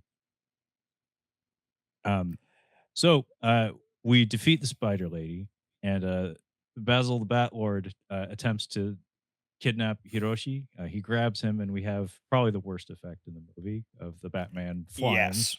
It is a man on wires. Doesn't look great. Apparently, the stuntman's shoulders got a real workout because there is a man in the suit. It's not just a dummy, and he had to have his arms out like that with like the wings spread out. By the way, funny story about shooting in that temple. The Japanese crew were mostly comprised of smokers, and the temple did not allow smoking on the premises. So apparently, it was a miserable series of days of shooting for everybody. Everyone's just Yeah, it's everybody's just like, could really use a smoke right now. But yeah, Ryder chases after the bat, and he does save Hiroshi, and I think this happens like four times in the movie. Grandpa just happens to be here. He just happens to be here. Like whatever patch of the woods we just ended up in after our long motorcycle chase, Grandpa's just right over there, and he just bamfs in wherever the movie needs him to be. Have you ever seen it's a Sherlock Holmes PC game, and there was a video a number of years ago that circulated. Watson always follows Holmes, Yes, I've seen this. but he spawns in strange ways where it's like you will turn around and you will see Watson. You will walk down the hallway backwards and you will see Watson. He's right there. Then you turn around, you round the corner, and there's Watson. Yeah, there's a amazing YouTube clip somebody made where they put orchestra stings every time Watson appears. It's very short, but it's just like somebody like running around a mansion or something, and then there's like a dun dun dun. It's like every time Watson appears. Incredible. It's great. It looks like a horror movie. Um, Yeah. but But yeah, so Grandpa's there. yeah. So Grandpa's here. And the plot engages. We now have a reason and a backstory for all of this. Brief and loose as it may be, it gets the job done. Yeah. Hiroshi's father was a professor, and he was doing experimentation and looking into artificial life and the evolution of life. And our writer is a human grasshopper split of and his DNA and everything is merged, and we get a couple of like kind of quick cuts of him on the operating table, and it's all shadowy and stuff over him. So he has angst, kind of, I guess. And he says that after the experimentation, he wandered the earth and he woke up only from the psychic promptings to save Hiroshi, and he's not sure where that's coming from. But we also learn that the professor developed this other being that is fully artificial, and that is Doros. And then the professor went missing. So now we have to figure out where that is.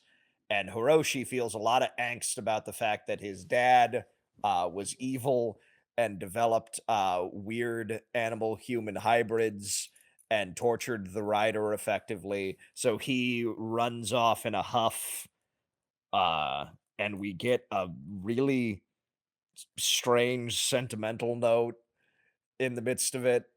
Yeah, there's a And song interlude. I I was losing my doggone mind. How did we get here? Well, because I say not to skip over the epic I hate to say it, Bible man-esque scene. I'm not sure if our wider audience is all that familiar with the Christian Is that slightly adjacent. Willie Ames? Yeah, Willie Ames of Charles in Charge fame, uh, did a Christian-inspired, almost borderline Sentai Christian I've seen show clips. called Bible Man. I've never watched an episode or movie, but I have seen clips.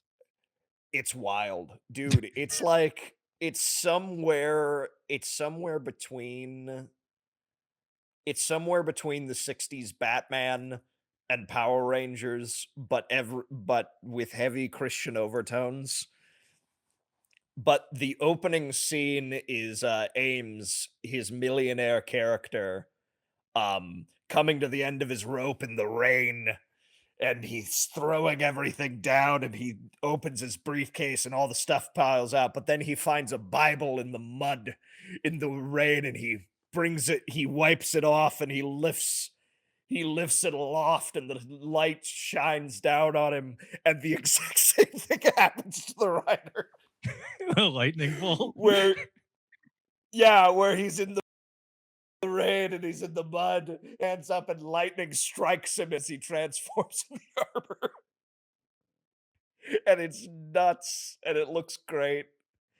Um, but after that, we cut to Hiroshi being angsty on the bridge, remembering his dad and how they got the pocket watch that plays music, and he loves the music. But his father changed doing the experiments and is like, "Son, get away from my experiments and playing." We see the origin of the memory that Doros has of Hiroshi standing in front of the tank asking if he likes the music. So we get the third person POV of him, the pocket watch up to it, playing music for what would become Doros, and his father throws him out and chases him away and breaks the watch. And the rider comes up to Hiroshi on the bridge. We get a wild stop motion zoom on the pocket watch, and then we get a stop motion zoom out of the rider and Hiroshi, and we start a full song sequence. Yeah, the writer has, magic watch repair powers, by the way. Yeah. So we like guys, I'm not kidding. In the span of about 2 minutes, we go from scientific medical torture to sentimental beat about my father used to be a good man and now he isn't, to semi-sentimental beat of trying to console the young boy to full on song sequence where we cut completely away from them and just show moments in nature. Yeah. Nature photography. It was the 90s. Nature conservation was really a thing seemingly, like, internationally. Like, there was a big moment for that, like Fern Gully and Captain Planet and all that business. Yeah. Um, it arrives out of nowhere. It is very much just like it stops the movie dead. One thing I'd like to point out is, there's a recurring motif in Kamen Rider and just, Shotaro Ishinomori, his stories. The hero is often, um there's usually an evil organization. So in this case, we have just a guy, but usually there's an evil organization who kidnaps somebody, empowers them against their will, and then that person escapes and uses the powers they're imbued with to fight back against the organization. It's it seem in this case it seems to have like almost like a Frankenstein kind of quality to it where it's like the writer it's very explicitly shown that he did not volunteer for what was done to him. Um so this is very much like a reference to that, like, tradition, but it is different to a certain degree. But, yeah, for some reason, that's, like, a really, really common recurring thing.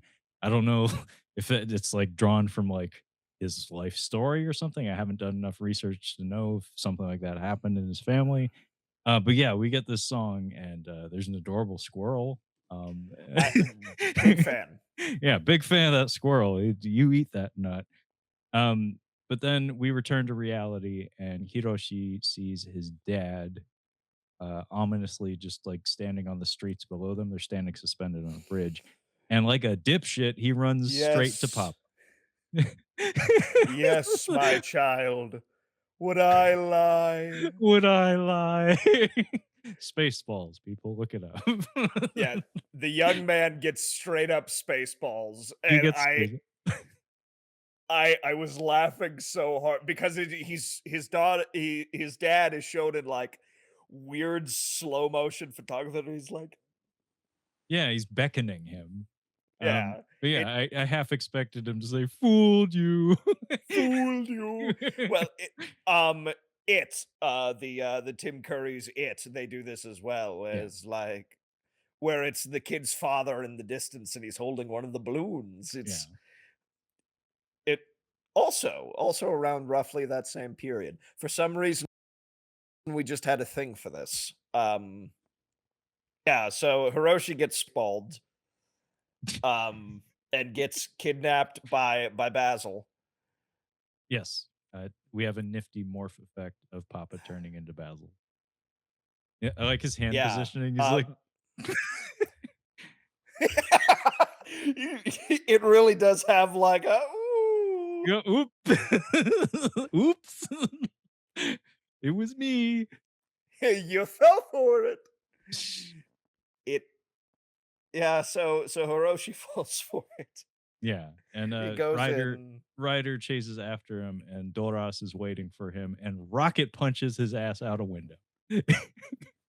I specifically wrote down with an exclamation point, "rocket fists." Yes, rocket fists make everything better. The Ryder gets rocket punched out a window, but he's okay. Like he wakes up a couple seconds Yeah. later, and there's this grasshopper that's kind of seems to be like a herald or an extension of him. It was what woke him up, like when he was getting the telepathic message at the beginning of the movie. And this grass, I love this. Like, is this a Texas switch? Because what we have is we have a grasshopper floating on a fishing line. It drops out of frame, and then a grasshopper on a stick crawls up his arm. It's very clearly two separate puppets with two separate I control mediums. It's just like, I was laughing so hard yeah, and there's because I'm coming it's like a roller coaster of emotions because in my notes I write "rocket fists!" exclamation point.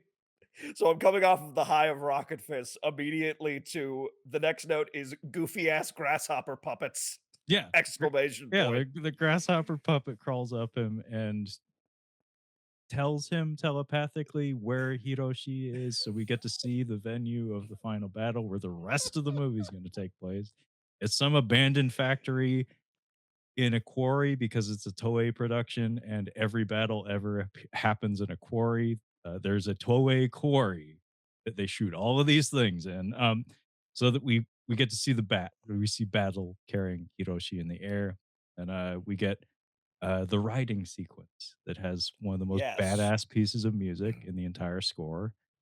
So the rider takes off and transforms while he's riding on his motorcycle, and he arrives at the lair, and Basil attempts to spaceball the rider, but he gives up the ghost pretty quick. It's just like, "Hey, I'm a kid." "Ah, I'm not." And he just tackles him and tries to bite him, and, yeah, the Basil is dispatched in a single blow. Yeah, Just he puts his fist directly through his sternum. yeah, he's like, "You dumb fuck." Like, it's like, "You Yeah, probably shouldn't have gotten that close," but, yeah, yeah. he gets Oh, impaled with a fist. oh man, you better worry about this monster that's oh shit, it's the monster. Oh, shit, it's the monster. Oh, That was you creepy. better worry about the fact that that I'm a scared kid. Oh shit, I'm not a scared kid. It's like, "Oh, man, you better watch out. This is Bat Monster. Oh, it's the Bat Monster." But but yeah, Basil is out of the picture, and, so we have this chamber that the rest of the film takes place in, and, we discover Papa, the Yeah. actual Papa, not fake Papa, is, he has, like he looks like he's gonna turn into a blueberry. He got paint on his face, and he is, tied to a wall aliens style. He looks like Phalus dressed up as the rock biter in Suburban Nights. He does. Big, strong hands. Yeah, it's we get a lot of information very quick. Like I was writing so fast.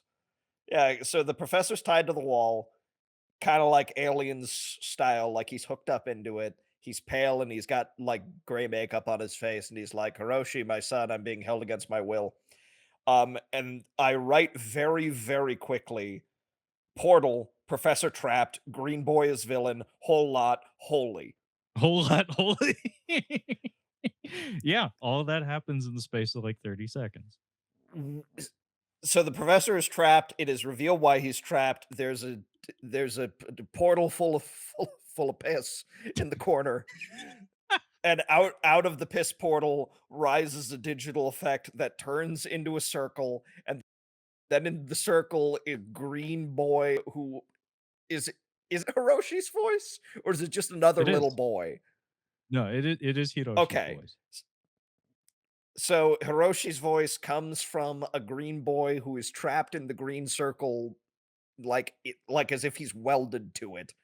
Like his flesh kind of goes out from where his head shape into the rest of it. He claims to be the ultimate life form, that he trapped the professor, and that he's going to rain hell on everybody. Again, this takes place in the span of about 45 seconds. Yep. Yep. So and go and for then it. he transforms into Doros, and you're like, slow down, Maurice. Slow.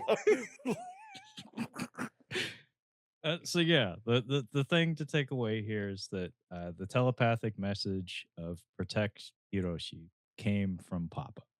Papa somehow has been imbued with telepathic powers or something, and he contacted the person he essentially wronged, but imbued with great strength to protect his son. Uh, the it's referred to as the Neo Seimeitai, so it's like neo. It basically means like new organism, essentially. So neo organism or whatever you want to call it. Um, that's the villain. That's the piss boy. Piss boy. Ah, the uh, piss Piss, boy. piss boy. I mean, I'd be angry too if I was a piss boy.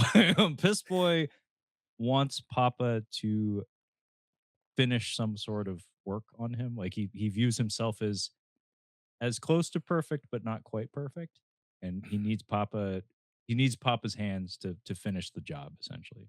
And also there was it's very loose but that whole interlude with the music, that whole recurring thing of the music is supposed to it's supposed to be pointing to like empathy and emotion being something that the doctor viewed as less than, like a trait that needs to be cast off. So this piss boy lacks empathy, lacks emotion, whereas the writer seems to not have that problem. Um, so yeah, piss boy's angry, and he has a monologue. But very shortly after that, he turns into Doras, and we have a really snazzy action scene that Very schnazzy. very snazzy.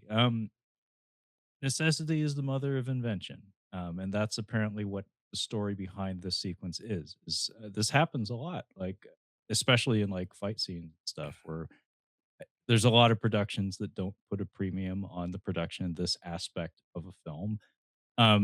And this was a time thing where it was like we don't have enough time to really jazz this up and really like do a lot of complicated setups or anything. So we're gonna just do a one take like 2 minute fight.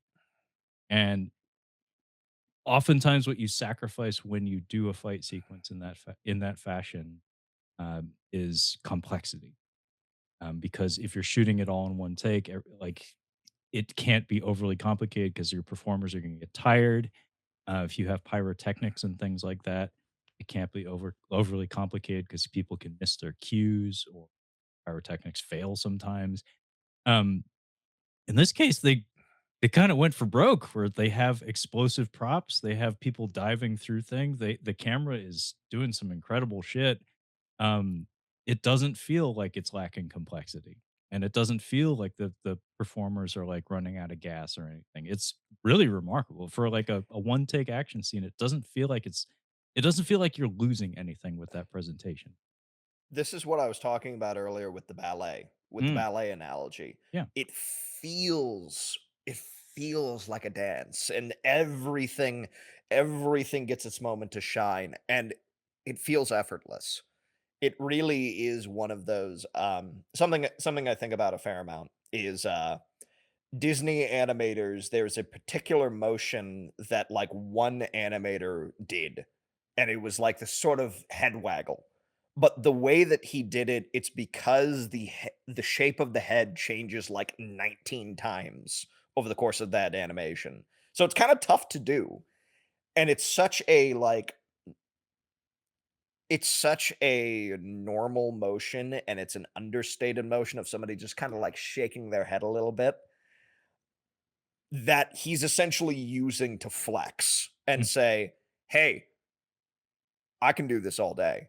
And I like as an animator, it's very tough to do that and make it look right.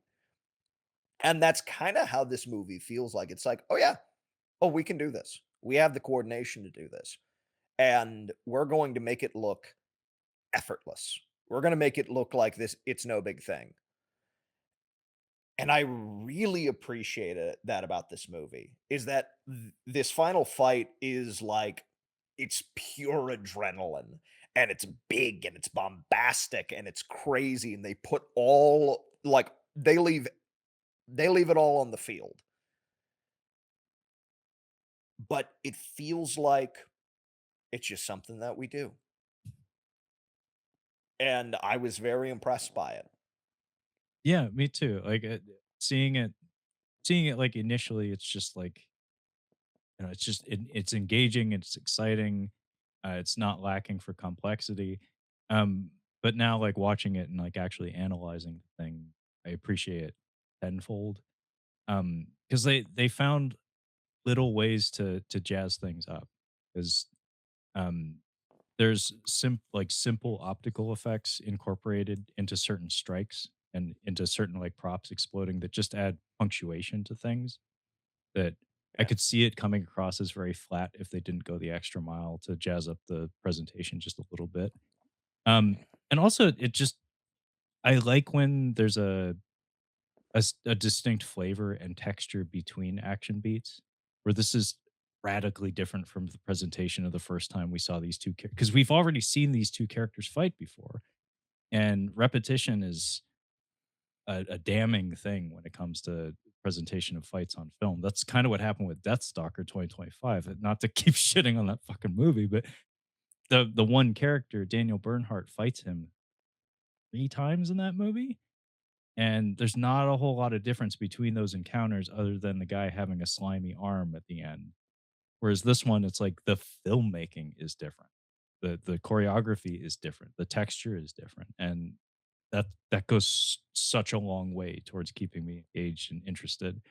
Um, Also, it's not the only thing in this fight. Well, and the other thing is that what we have, sort of what we talked about earlier, we have a fight with push and pull, Yeah. but we also have secondary objectives for our other characters. The piss portal is a source of power. Mm. It is the piss portal power. So we have Hiroshi trying to wreck the portal. And then we have the professor trying to break free at the same time. And we also have the rider perpetually getting his butt kicked and wire somersaulted through the air. So we have three things moving, and we have each person has their own goals, and we're trying to kind of hold things off. The rider's trying to hold them off so that they can hurt the portal, and the professor's trying to break free because he doesn't want his son to get hurt. And we have all this going in one, two, three, one, two, three, one, two, three in our edit. Yeah. So it has this good rhythm and it has this excitement. And Hiroshi hits the portal, which hurts Doros, which gives the rider the upper hand for a second. But then, as Doros recovers, he ragdolls the rider, which he starts walking toward Hiroshi, which makes the professor want to be able to get out a little bit easier. And it kind of goes in this rhythm, and it feels exciting. Everyone has their own goals, and it's being communicated easily. And it's the sort of thing that can be communicated pretty much without language. It is so well put together. Yeah, I mean, there's a reason I like this director. is he seems to have a good sense for filmmaking and visual storytelling in general. That seems to be his greatest strength. I don't know if he gives a damn about dialogue, honestly. When it comes to how things look, how things flow, he really seems to have a knack for it. Um, so the fight actually goes through several stanzas.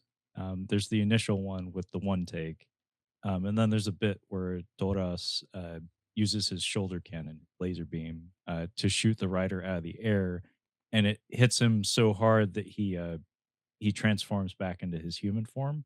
So his armor comes off essentially, and there's like a brief all is lost moment where Doras actually uses his tail, which is retractable, pretty nifty, to like wrap it around his neck and just like lasso him across the floor, and he gets him in this Yeah. chokehold.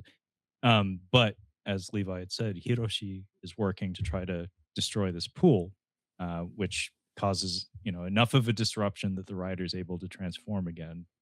Um, it's really important. Another thing in a Kamen Rider tradition, henshin means transform. Every Kamen Rider, every Sentai, every Ultraman has a transformation, and a lot of times it involves fancy hand gestures. In Kamen Rider's case, yeah, hand jive. In Kamen Rider's case, there's also a belt. His a belt buckle is usually the activation device. In the case of the original Kamen Rider, there's like a slight homage to that here, where the original Kamen Rider had to drive wind through his belt buckle, so he would transform via riding his motorcycle. So he'd like Mm. drive a current through his belt, and it would trigger the transformation. Subsequent Kamen Riders just do hand jive. This Kamen Rider doesn't even have a belt. He has like a gem of some sort in like his pelvic region that's symbolic of it. But here, there's a beat where Doras attempts to shoot his laser at Hiroshi, and the rider in human form intercepts it and eats the shot in the back, survives, and then turns around, and we have this dramatic beat with cool optical effects where he does a proper henshin, where he even says the words henshin, and then this optical aura goes around him, is replaced by the rider in full armor. So, as someone who is unfamiliar with the property, this struck me as very strange Yes. because he comes not the transformation sequence. That's fine. Like that's fine. That Yeah. it's he comes in full armor, has the fight, gets depowered, takes the shot in the back, and then we have the dramatic transform sequence. And I'm like, in my mind, I'm like, again? He was just here in armor. So why are we hyping up that he's in armor again? Like, why is this a hype moment? Like, because It's he was just here in armor, he got hit, he depowered, and now he's repowering. Why is this a meaningful beat? As like an outsider, I'm like, shouldn't have we had him come in human form, get his ass kicked, and then we have the big transformation moment? Like, I think the answer is unfortunately fan service. It's like it's expected that this will happen at a certain point, but you're absolutely right. The placement of it is off. Um, it doesn't help that immediately after this triumphant moment, this like big fan servicey, moment that everybody in the audience pops for, he gets bitch slapped because he launches himself at Doras. We have this cool transformation sequence. We get to see some nifty bells and whistles on the costume that we hadn't seen before, where it has these retractable mouth blades in the mask, like an actual organic grasshopper. There's like steam vents that shoot out of the helmet. It's like, okay, that's fucking cool. And then he launches himself at Doras. He lands a flurry of blows that I hate to say it, made me think of Commando when Arnold Schwarzenegger says bullshit and beats the shit out of Bennett with one hand. He hits him like 30 times with nothing but like backhands. It's kind of amazing. Anyway, it reminded me of that beat. And then he lands a Kamen Rider has 2 signature attacks, well, many, but, like, the 2 most common ones are the Rider Punch and the Rider Kick. Simple. Both of them involve jumping at somebody and throwing a punch or a kick. He doesn't say Rider Punch or Rider Kick in this, but the, his body his body language, his positioning is essentially that. So he does the Rider Punch, and his fist goes into Doras, and it's like it's the juggernaut from that X-Men video, the silly bitch. Your yeah. powers cannot harm me. Well, what I thought of was the Clone Wars, the 2D animated, where it's like Obi-Wan puts his lightsaber through the big, like, kind of freaky looking organic bounty hunter. And he's just and just starts hitting him. Well, also, it makes me think of Terminator 2, where there's that beat where, Yeah. at the finale where Arnold punches his fist into the T-1000's head, and T-1000's like, "Well, I don't actually have a head per se. I'm just feigning that I do." So it's like, that doesn't have to be my head. It can just be a cavity, and I can just reform myself around your hand. But yeah, Doras grabs hold of his wrist and laughs at him. It's a creepy sound, by the way, because it is a child's voice layered with a couple of other modulations of some sort. Um, and What? literally says, "I'll like, I'm just gonna help myself to your body." Yeah. Well, and it's the same laugh that the Bat creature has. Yeah, yeah, yeah. I mean, they're also. I think they're all supposed to be extensions of one thing, so it kind of makes sense. Yeah. But yeah, Doras absorbs the rider and transforms into, wait for it, red Doras. I Weird choice. Yeah, I probably would have gone for like a little bit of green in there, considering They're both green. The they're both piss is green. green. Yeah, yeah, the piss is green. Why It's are like a you weird red? yellow green. I Strange choice. So then Doros now with the body essence, I guess, of the rider walks forward to fight Hiroshi, and he is defeated by the power of love and music. Because drops and the music starts playing, and Doro stops like it's a few dollars more and listens to it and is like, and we have this overture of it's like this is a reminder of this moment of kindness, this moment that Hiroshi interacted with it, and as another living being, and this music is kind of a reoccurring motif. So it pauses long enough that Professor Dad can break away and break the piss portal, and it gives the writer enough energy to break away and defeat Doros. I don't think the green boy comes back at this point. I think it just defeats Doros and then that's it. It pops up for one shot just to say bye, basically. Like it Yeah. so Hiroshi calls out the rider and we get that cool also made me think of Nightmare on Elm Street, that tunnel shot into the interior of Doras, which I thought was pretty nifty. Yeah. Ryder's eyes snap open and then he via this optical composite shot jumps out of Doras's body and then performs the rider kick, which is the finishing move for most common riders. So it's like if you see that kick landed, you don't get up from that kick. Like in It's wrestling over. terms, if somebody gets up from that kick, it's like you're going to get slapped backstage. It's like you're supposed to stay down after that kick. But yeah, Doras eats the rider kick. It's not the best rider kick, but it's the best we could do, I guess. And he dies reaching out to the piss pool, and yeah, the piss boy shows up for like one shot, and I think his last words are "Papa." He just like moans like "Papa" a couple times, and then just fades away. And then we get what in my notes I wrote as Gatorade fountain. Yes, and again, Nightmare on Elm Street. It's Johnny Depp dying, but with piss Yeah. or Gatorade. It's yeah, well, it came to mind as like, yeah, this is dumping the Gatorade over Kamen Rider at victory. You want a piss bucket. Yeah, so so there is a big fountain, this big Yeah. that erupts out of it as it breaks, and we rush out with the professor and Hiroshi and the Kamen Rider. Um, the day is saved. Yeah, the place explodes, Papa dies. Again, the score does a lot of the heavy lifting during the Red Doros sequence because nothing actually really happens there. Like Red Doros is No, not an action character. There's nobody to be fought. no, Apparently that suit was constructed very hastily within like 3 days or some shit. I can see that. It looks like a Frankenstein suit.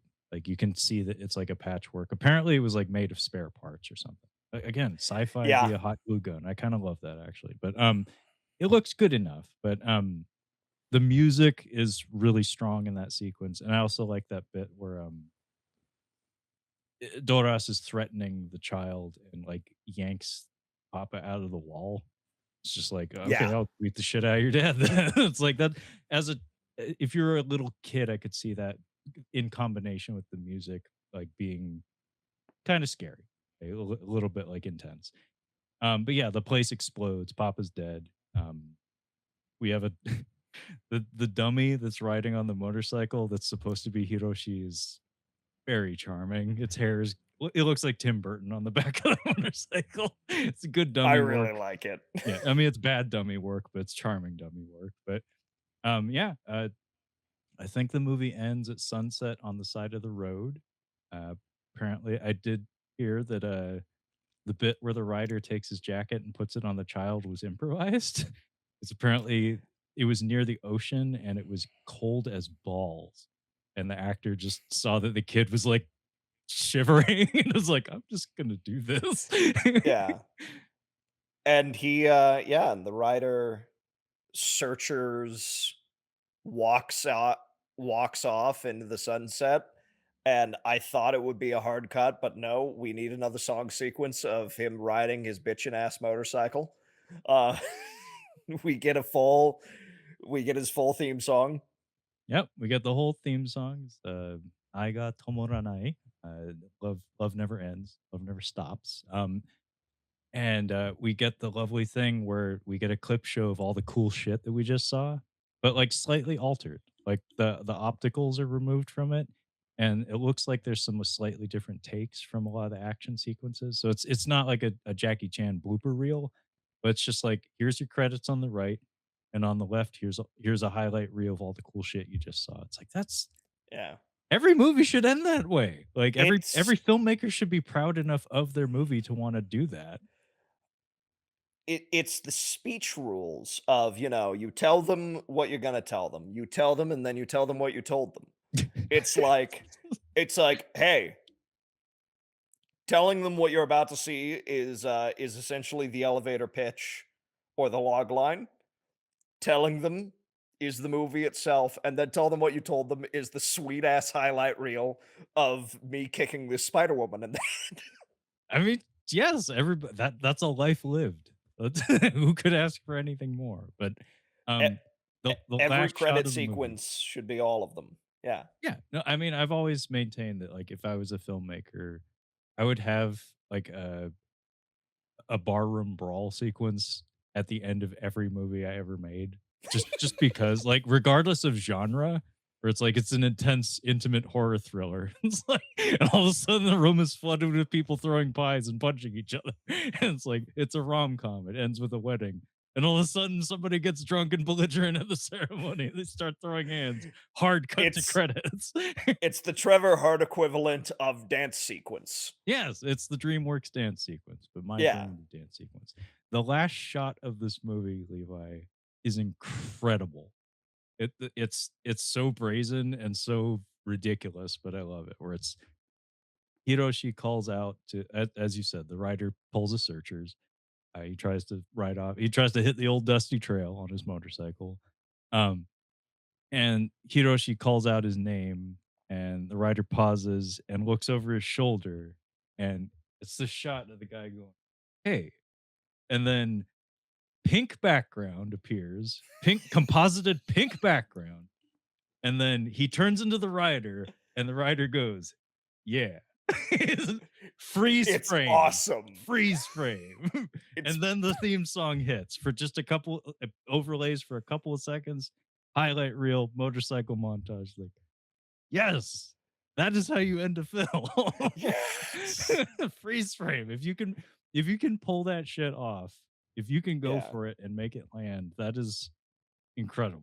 I always love that. It's yeah, it's the Flash Gordon. Have a nice day. Yeah. Levi. Yeah, no, if you can pull off a freeze Yep. frame, if you can do it, not everybody can, but if you can do it, you are a legend. And we got it with a pink background, no Yep. less. And we did it.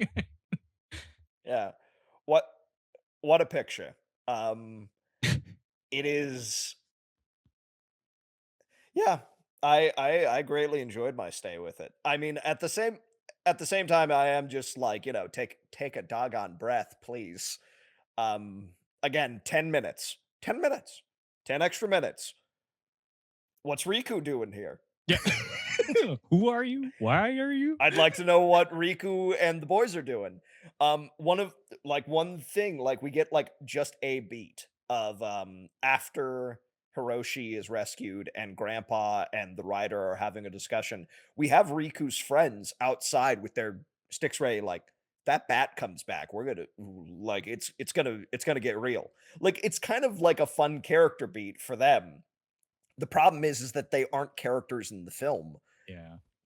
is that it's a good beat and it speaks to their character that they don't have. It's yeah, I just wish it was a little longer so we could have a little bit more meditative, like, just because, guys, I'm telling you, this boom, they just go, We gotta and they go. go, and it's not like some of the other movies that we've discussed here in the past handful of sessions where I'm just like, "Wow, there's no story here." It's like, "Oh, there's plenty of story here." It's like, "No, we do have a narrative and the narrative flows and we're given the narrative in a well-rounded manner that makes sense, that is it just feels like we're kinda rolling at 2 times speed. Mhm. So it's like it just needs I kinda wish there was a little bit more room to breathe. But overall, I enjoyed my stay. I had fun. There's enough pure insanity to keep you engaged, and there's enough craft to, like, really kinda suck you in, and yeah, I think it works. I'm glad to hear it because I I have a strong affinity for this movie. I I think of it as a not an entry point to Kamen Rider, but like if somebody just wanted to see a Kamen Rider thing and wanted just an enjoyable experience that they don't need much context for. This is often the one I think for like think of as being like the most suitable. Just because it just has so much, and as you say, the craft is there too. It's well made.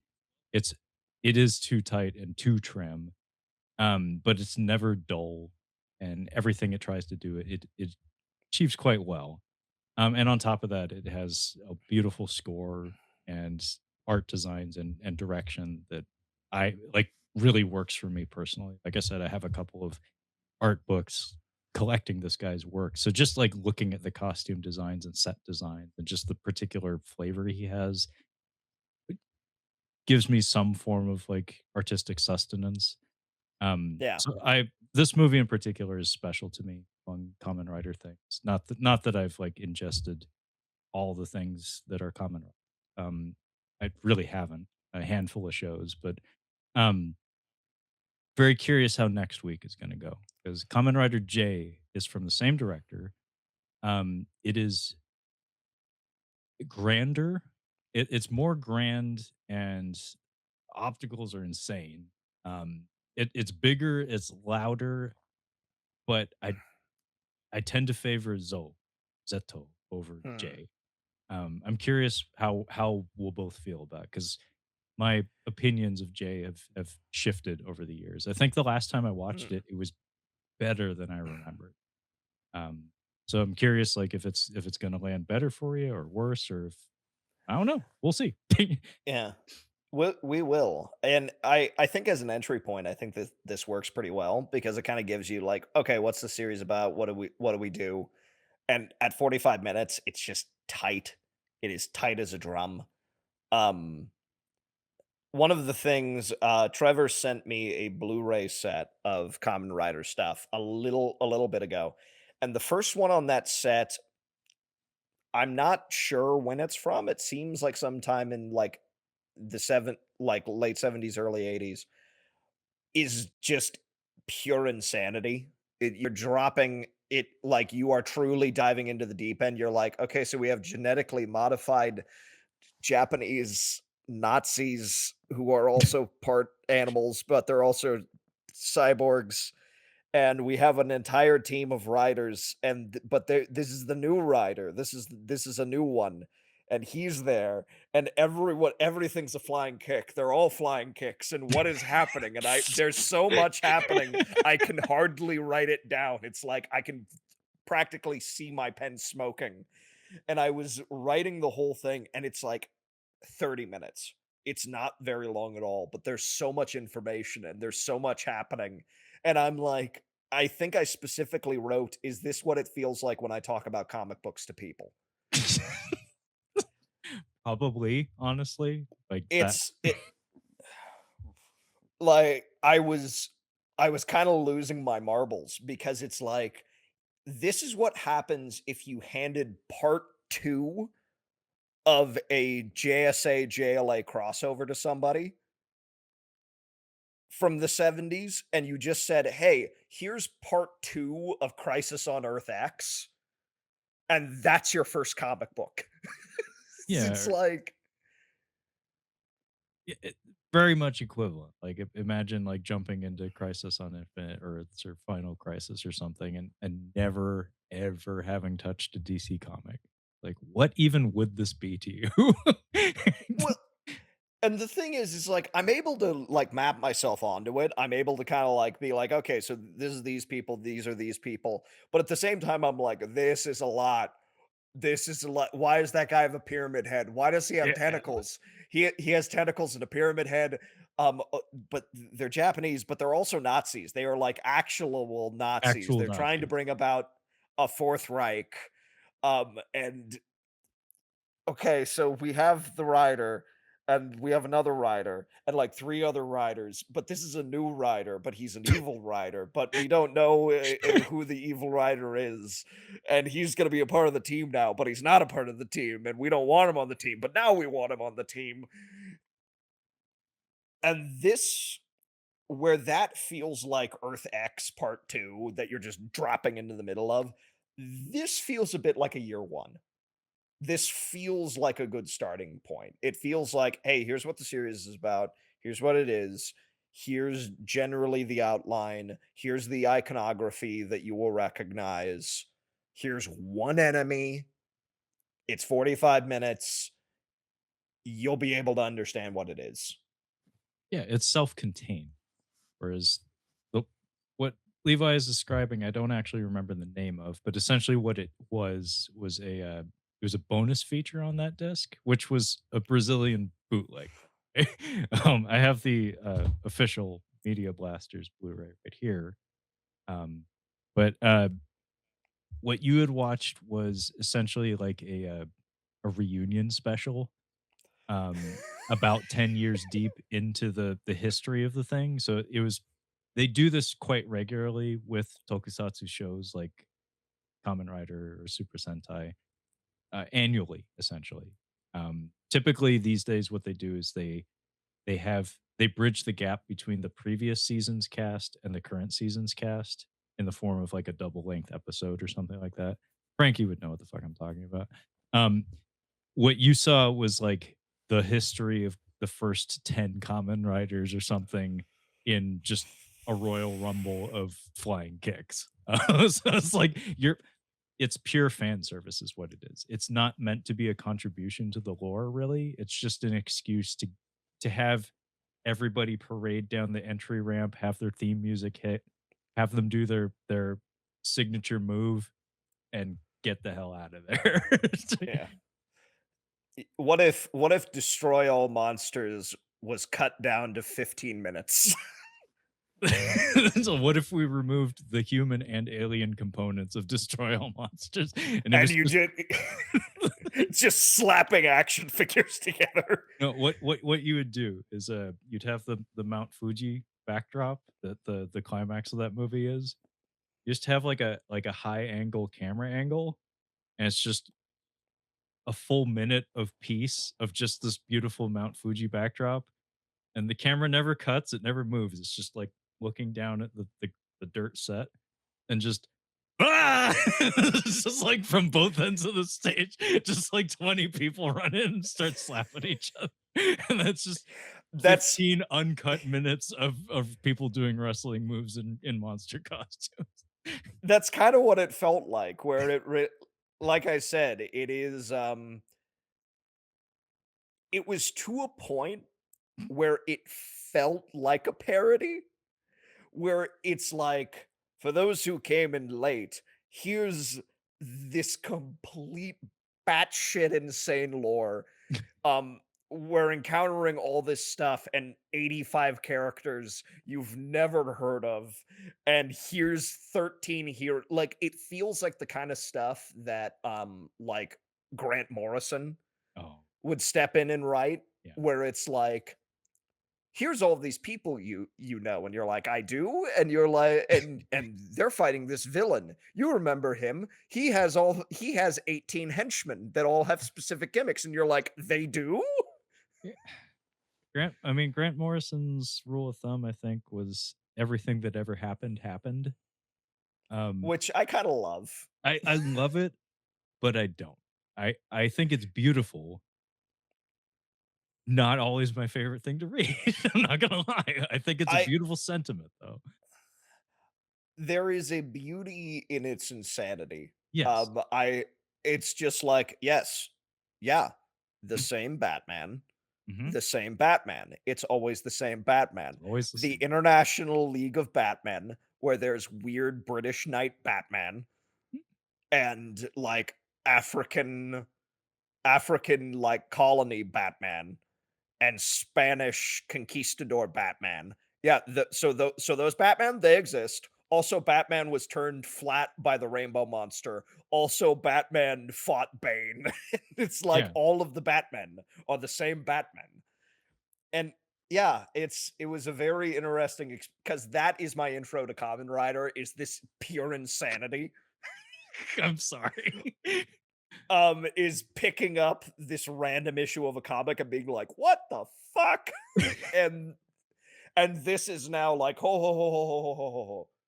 Here's year 1." And then Yeah. I'm like, "Oh, okay. This." I'm sorry. I didn't expect you to jump right to that one. Dude, I mean, trust me, it's fun. I Yeah. enjoyed myself, but it is like, this is a lot of information, and I don't know if I'm supposed to be here first. Well, thank you for sharing that. I actually didn't know that that Yeah, was your be intro. yeah, because I watched that, and then the next one on the Blu-ray is Shin. Shin. Yeah. Is Shin Kamen Rider, and I'm like, "Wow, these are 2 entirely different things." Yeah, see, I remember you messaging me that, but I didn't know what you had watched first. Like, I knew that whatever it was not Shin, but I didn't know that that was where you started. Okay. Wow. You ran the gamut in, like, 2 sessions. Yeah, we did total genre whiplash, but I'm glad to have seen Zoe. I'm looking forward to, whatever comes next. Yeah, we got one more Kamen Rider, we got Jay, and then, we'll see. I think I wanna do Hokkaido or Hokkaido. I think that one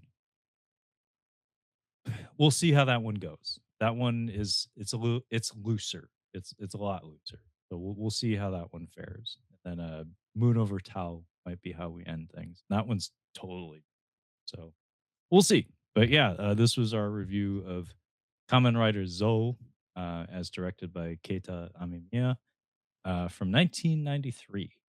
And of course, we'll be carrying on with more films from the same director. But thank you so much for joining me this week, Levi. Until next week. But until then, would you care to let our listeners and or viewers know where they can find you and all your YouTube stuff? Well, you can find me, Your Captain Speaking, on YouTube. I talk about stuff that is not like this at all. It is I talk about, men's action fiction, so a lot of, detectives, war stories, I've, done videos on, like, Philip Marlowe, Elric, Zorro, that's a good one. We'll pimp the Zorro video as much as we can. I talked about Mac Bolan, the Executioner. So I mostly cover books. I did a video about my 16 millimeter collection not too long ago. It's an encouragement to keep reading. It's an encouragement to start reading if it's been a little bit. Did you know all the James Bond books are under 200 pages apiece? You can read them in an afternoon. Please do. So that's my channel, is mostly talking about that sort of thing. I swear I'm more concise and structured in those. Yeah, those are actually edited, unlike this. Yes. But yeah, that's our brand. Just kind of schmooze for too long. But yeah, definitely check out Levi's channel or Captain Speaking. Does a wonderful job. A lot of passion.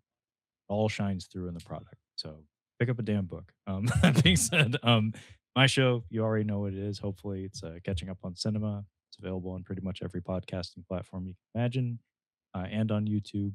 We do try to do at least a monthly live stream. And whenever I record with Levi, we do it in video format.